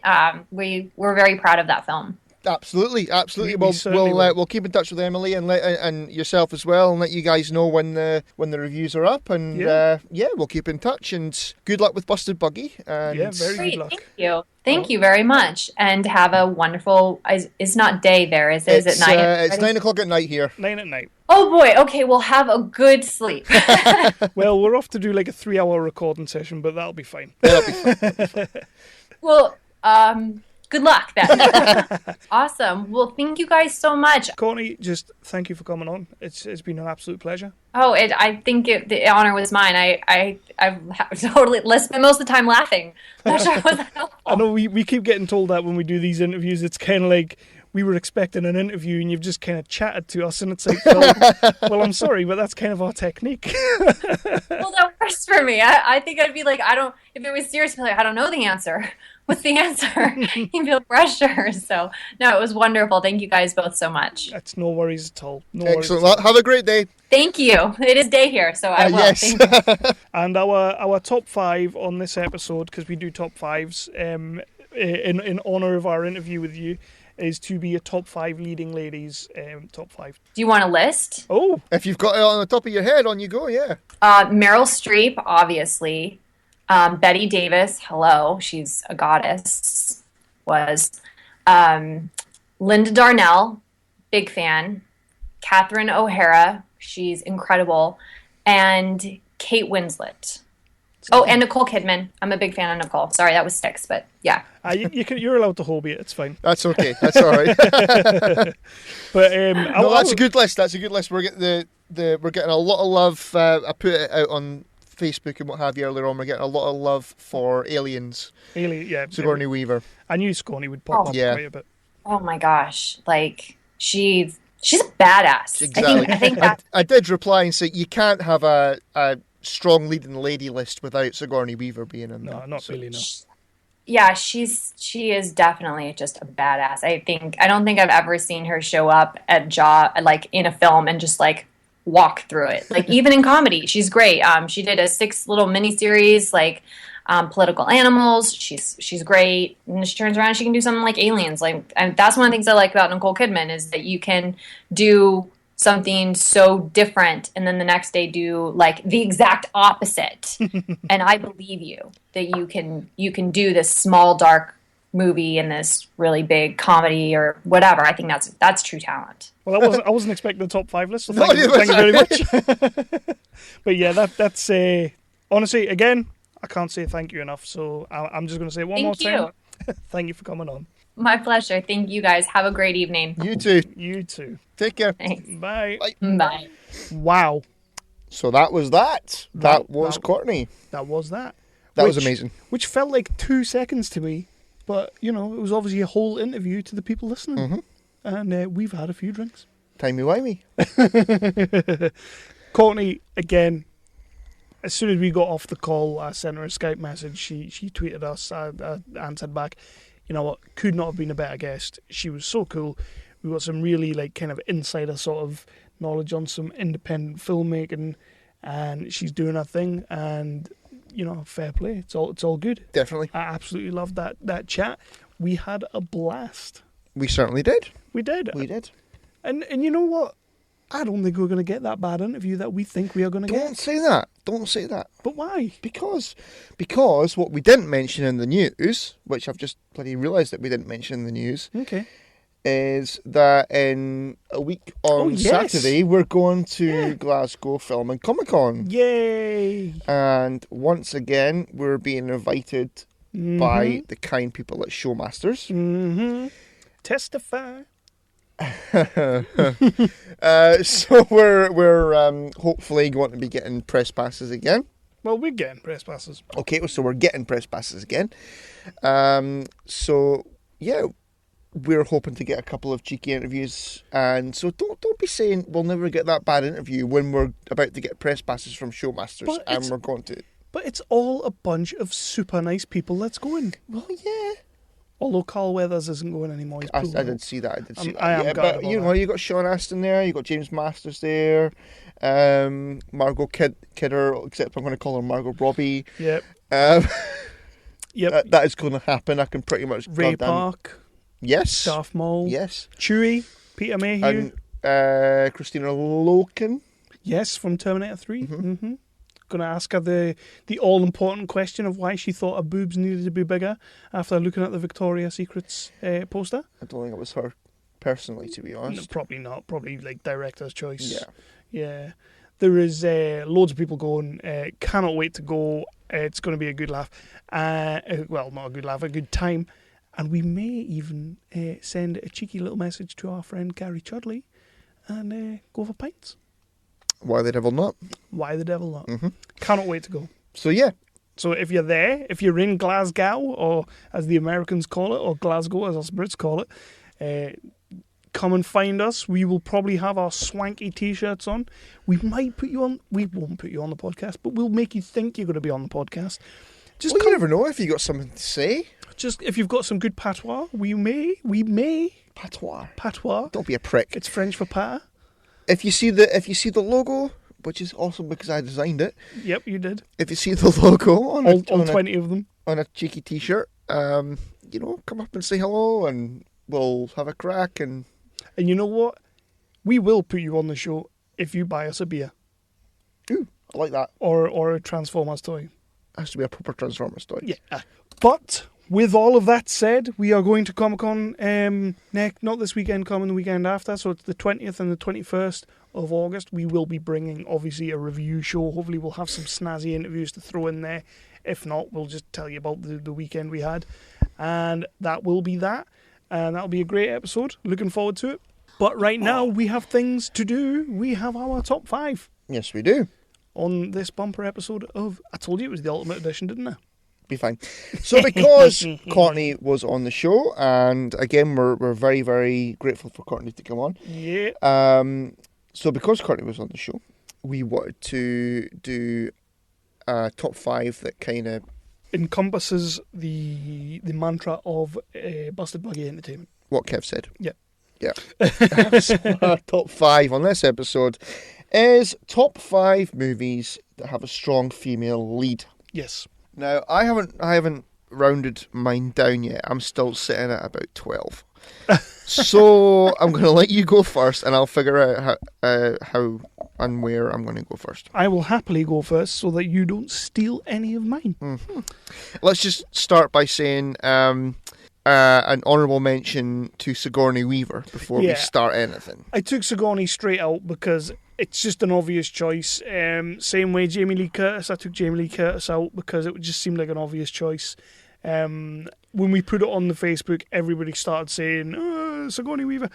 It's obvious she's everybody's number one. So we just decided... I did say on the Facebooks before, you can't have a list of strong female characters without Sigourney Weaver in there. Exactly. So we don't like to do obvious things on this podcast. We try not to. I mean, we try not to. We like to throw a spanner in the works every now and then. And by that, I mean you talking, because that's not been very good tonight. It's not, is it? So my number 5 was a bit of an outsider, but I do love her in this movie. I don't really love her in much else, to be fair. I think you like her. My number 5 is Keira Knightley. Oh. In the movie Domino. Oh. Did you ever see Domino? I did see Domino. The movie by Tony Scott when she plays a bounty hunter? Yeah. Okay. Kira is a badass in that movie. She's a great bounty hunter. She's probably, like, at no time in Keira Knightley's career did I ever think she could go up against Mickey Rourke and kind of wipe him off the screen a little bit. But she kind of beats him in testosterone levels in that movie. Like, she's so good in that movie. I don't know if it's just because it's a Tony Scott movie, because Tony Scott has an ability of making a turd fest into an amazing film. But I love Domino. I've watched it countless times. I love everybody in it. And Kira just kicks ass in that film. She does, absolutely. So I mean, she's a damn talented actress. You like her. You do like her. Oh, yeah. Yeah. I still can't get past the fact that she was in Love Actually and that sappy scene with Rick Grimes with the boards, and no, thanks. Well, I don't like that movie, so. So number 5, Keira Knightley. Okay. She's on your list, isn't she? No, she's not. No, she's not. But for my number 5, because I can, I'm going to go with someone who, when we were in the cinema watching the movie, we actually thought, she looks a bit like Keira Knightley. My number 5 is Rey in Star Wars The Force Awakens. Yes. The quintessential Mary Sue, as everybody calls her. I do love Daisy Ridley. Rey in Force Awakens, she is fantastic. And yes, she does bear striking resemblance to Keira Knightley. She does. She does. But she's a fucking badass in that movie. She's badass. The one scene I love, it's a nothing scene. It's a throwaway scene. Is they're in her and John Boyega, Finn. I forgot his character, Bagons. They're in the Millennium Falcon. They're sort of flying away in that. They're being attacked, and Rey is trying to do the repairs. Yeah. And she's trying to get him to pick up the right tool, and she's going, no. Yeah. And I fucking love that scene. It's amazing. Great in that movie. That's a good choice. Daisy Ridley is fucking fantastic in that movie. Can't wait to see her in episode 8. I honestly have no idea why that never even dawned on me. Daisy Ridley never even popped into my head for 2 seconds. Well, I like to think outside the box, Kev. You do like to think outside the box? You certainly do. My number 4 is a bit of an obvious choice for me.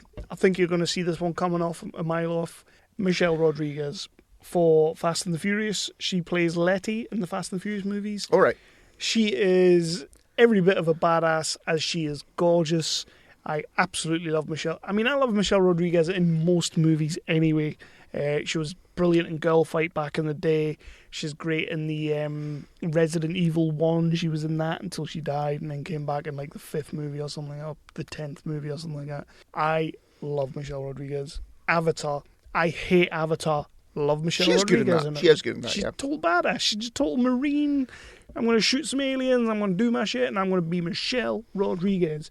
Even Lost, like... She's kind of a throwback to, what's her name in Aliens? Yes, very much so, yes. In Avatar, maybe. Not all the time, yeah, but... She's very Vasquez. But even there was a movie a few years back, I was in the video shop. It had 3 girls on the cover with surfboards, so you can excuse me for watching it on a board night. It was called it was called Blue Crush. She was great in it. It's a terrible movie, but she was great in it. Doing her thing in Fast and Furious, top notch. Fair enough. Keep making those movies, please. Everybody, just The Rock, Vin, Michelle, just keep making them. Speaking of keep on making those movies. Segue, professional. Yep. This is a TV show made into a movie. Very, very successfully for the first one anyway. And it is Gillian Anderson as Dana Scully in X-Files Fight the Future. I knew you were going to say that. I knew Gillian Anderson was coming up at some point. I love Gillian Anderson. I know you do. FHM voted her world's sexiest woman. And rightly so. According to Spaced.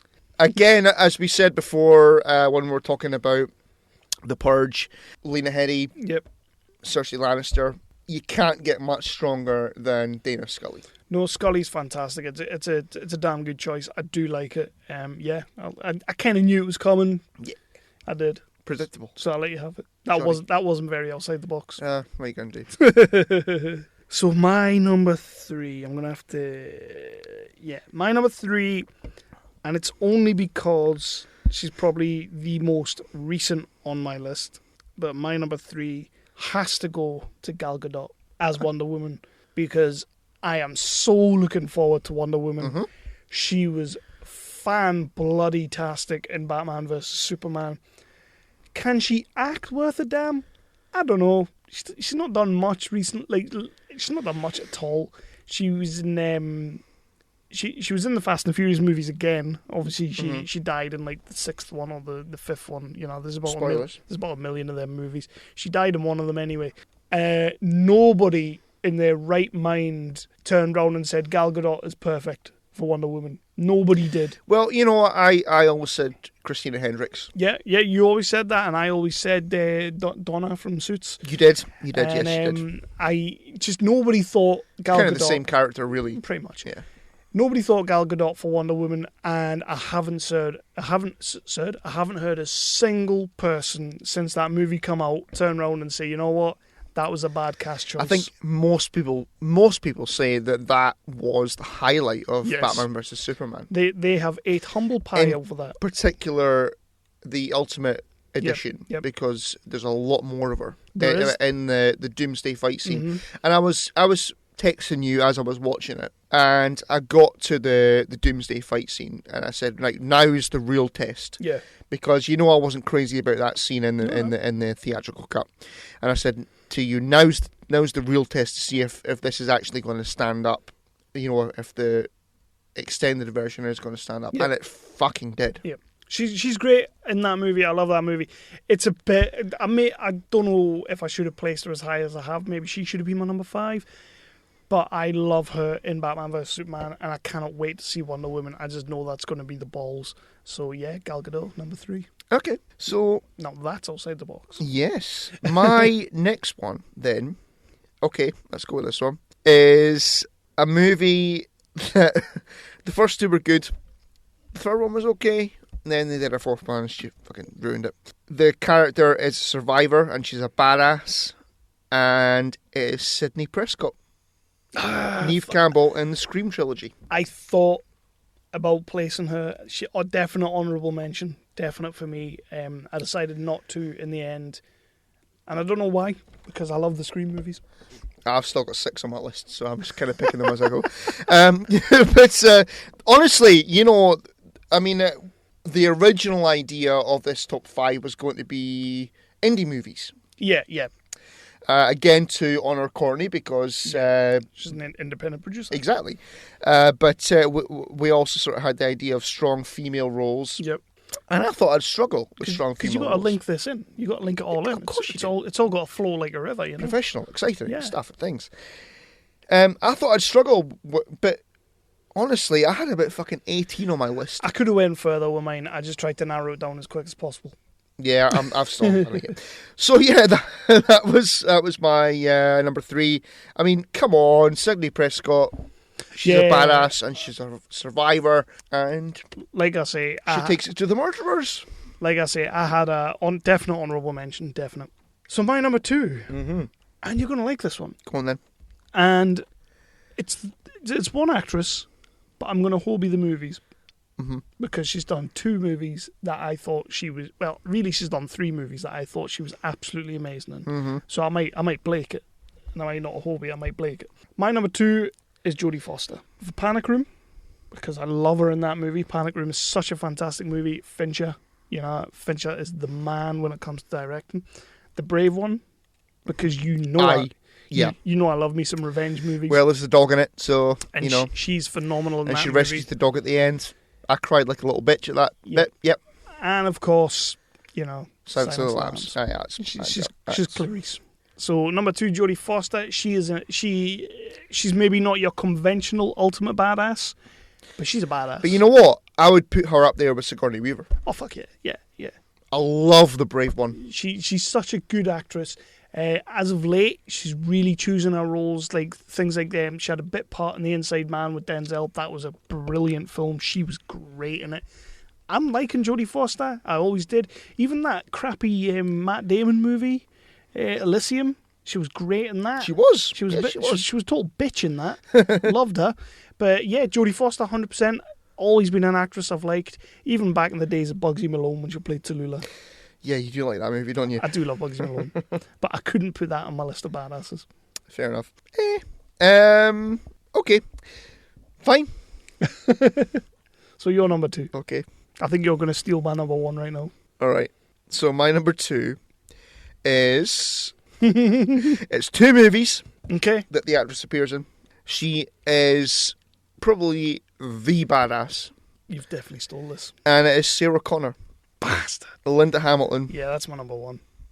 That is 100% my number 1. And she was my number 1 as soon as I dropped Sigourney and I said, I'm not picking Sigourney. It's like, right, well, the next one, Sarah Connor. Sarah Connor. Yes. Just awesome. Yep. Yeah. Linda Hamilton, man. What was the other movie? What was the other movie? T1 and T2. Oh, T1 and 2. Aye. All right. I was going to say Dante's Peak. Well, I was going to mention Dante's Peak there, but, Sarah Connor. There's no beating her, and I'm sorry. I know you love Emilia Clarke. I know you love the Khaleesi. She is not. She's no Linda Hamilton. She's no Linda Hamilton in that Genesis movie. Just don't even bother. Just leave it alone. That was my number 1. Your number 2. Well done. Okay. I knew you were going to take my number 1, and I was going to place her at number 2 just so that you didn't take her. But you know what? She's my number 1 all the time. That's fine, because I've got no idea what I'm going to put for number 1 now. Well, in that case, you better shout out some honourable mentions. So let's do some honourable mentions, but I'll have a think. So we put it out to the Facebooks. So Mark Bogner, we've not heard from him in a wee while. Runs the tangent bound. Thank you very much. He said that Alien, and also the for fuck's sake, the Resident Evil. Mila Jovovich. Yeah. Yeah, I thought about her. Imran from Jock and Nerd said Erin Brockovich. Heathers. Now, what is Heathers? Heathers is it's like a teen thing with like Shannon Doherty and I want to say Winona's in it. I'm not 100% sure, and it's like they're like the 3 girls. They're all called Heather, and they're all bitches. It sounds awful. It's not because great. Hobie did a draft of it, and I had no idea what they were going on about. I think if you watched it in the day, it was great. Now it's kind of like pump up the volume. It just happened. It's not a good movie. It's not a bad movie. Number 3, Kill Bill. Oh yeah. Number 2, Silence of the Lambs, and number 3, Aliens. Yep. Big Dev said Buffy Summers. Yeah, give him that. Kat Strafford in 10 Things I Hate About You. Clarice Starling in Silence of the Lambs. Veronica and Heathers and The Bride in Kill Bill. Yep. Rick from Another Damn Wrestling Show said Kill Bill. Sarah Connor in T2. Asami in Audition. All right, that's like a Japanese movie of some sort. I don't know what that is. And Jackie Brown. Pam Grier. I like that. I like Jackie Brown. Yeah, I like Jackie Brown. David Molosky Lalu. That's the one. Said number 5, Hunger Games. Number 4, Aliens, or the Alien Saga. Number 3, Silence of the Lambs. Number 2, Frozen, or Brave and Zootropolis. And number 1, Batman vs Superman. I take it he means Gal Gadot. Gal Gadot. Yeah. And yeah, that was it. On the Twitter, Andrew in Belfast, who I mentioned earlier, he's been having a few conversations. He does really good articles, by the way. Astromech Journal, I think the website's called. He does really good articles, mostly about like geek things like Star Wars and all that. Mm-hmm. He said Juno, which it's a strong female character. Never seen it. It's good. Ellen Page is good in it. We like about Ellen Page. Princess Leia. And Princess Leia. Fuck. Yeah. He also said Princess Leia, and I had the same response as you did. And I thought, why in the hell did I not put Princess Leia on my list? So my number 1 is Princess Leia. But yeah, thanks for Andrew. That's like first time he's kind of got involved, and he's cool. I like him. We always have a little crack about the sort of the DC Rebirth and all that. And like I say, look for his articles on Twitter. He does good stuff over there. Happy days. I've pretty much nicked that phrase from Weird Science now. What? Because they said that quite a bit on the last episode. He does good stuff over there. And I'm nicking it and I'm having it and it's mine, so... Meh. So shut up, Eric. Yeah. So my number 1. Not Reggie, though. I'm going to go outside the box again. Princess Leia? No. No. But related. I'm going to go... Well, not really related. Natalie Portman. I'm going to go Natalie Portman in V for Vendetta. Yeah, I wouldn't... Yeah. I probably would have said Natalie Portman and Leon. I was going to go The Bride in Kill Bill. Yeah. But then everybody fucking said it on the listener feedback. So I did have an honourable mention. Oh, Brigger said Ghostbusters, by the way. Yeah, well, he loves Melissa McCarthy, so well, he's all about the McCarthy. Who doesn't? Who doesn't? Exactly. Brig, exactly. You know. Yeah. So I was going to go The Bride, but yeah, I mean Natalie Portman and V for Vendetta. I mean, you know, she's a character that sort of starts off weak. Yeah. Grows and grows. And she grows, and you know, it's sort of a nice character development, and then she just she's cured of her fear, sort of thing, and yeah, like that. I would have said Leon, but she was about 8 in that movie, so. So I guess that has been our top 5s. That's been episode 46. It has, episode 46, man. It still amazes me. And like I say, you have been listening to the DCEU Ultimate Edition of 365 Flicks, episode 46, because we love to give you that extra half an hour. I don't know why I made a fist like you know that. But yeah, you can find us on the Twitter, on the Facebook. Just look for 365 Flicks Pod. You can find us on the iTunes, the Stitcher, the Satchels, the third-party apps that you have on your phone, Pod Addict, Burner, Feed. Just look for us on any good third-party app. You'll find us. Leave us a review. Hit that subscribe. You know, every download counts. Every play counts. We love what's going on with the podcast right now. People are getting in, and it's great. I mean, I couldn't be happier. It's great.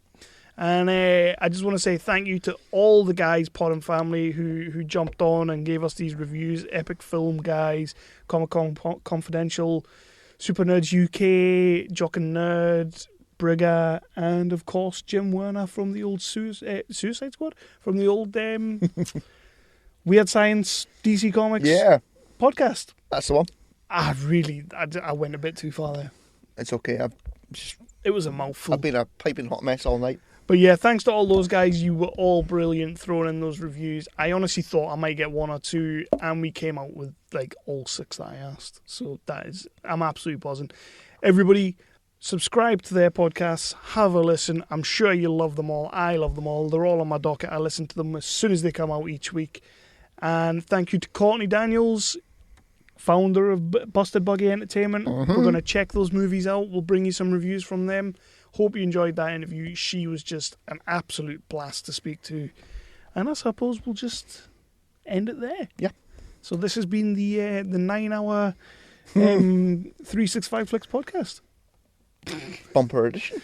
So will we just finish it there? There's only one thing left to do. I think you should probably hit my music. Here comes the money. Here we go. Money. Oh, snap. You dirty bastard. Oh, snap. Hit my music. I tried to take the title back there. That's bad. I think I'm cute. I know I'm sexy. I've got the looks. That drives the girls wild. I've got the moves that really move them. I said chill. Up and down their spine. I'm just a sexy boy. So, have you got your questions ready? Questions ready for what?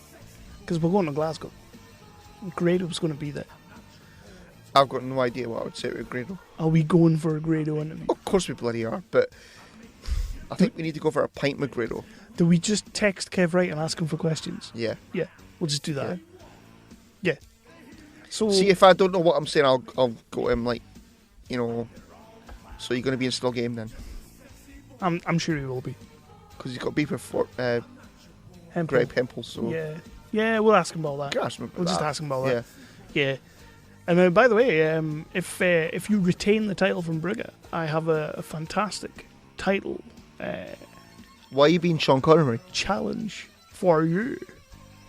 That was quite good. That was creepy. That was alright. Yeah. I went from being me to Sean Connery. I have a title challenge for you. Should you retain against Brigger? Yeah. And I think you're gonna like it. Yeah. You were going to challenge me to watch a TV show. Oh, yes. I completely forgot. It's not a TV show. Well, it is a TV show. It's animated. I want you to check... Animaniacs. I want you to check out the Death Note movies, not the TV show. The TV show goes on for quite a bit. The movie is live action, and they are making a TV show. Apparently, it's going to be going on Netflix. They're making like a colonialized version of Death Note. I want you to watch the movies. If you can't get them, I'll get them for you. I want you to check these out. Death Note movies. Death Note movies. Right. I want you to check them out because I think you'll enjoy them. It will require subtitles and reading. But I think you can do that. You're reading comics nowadays. I can read. Yeah, well, there you go. I want you to check them out because you got me to watch Doctor Who and broaden my horizons to that. So I'm going to give you some culture. I will do that. Death Note. Death Note. So we'll just say goodnight to the listeners. Good night to the listeners. Hands off the merchandise.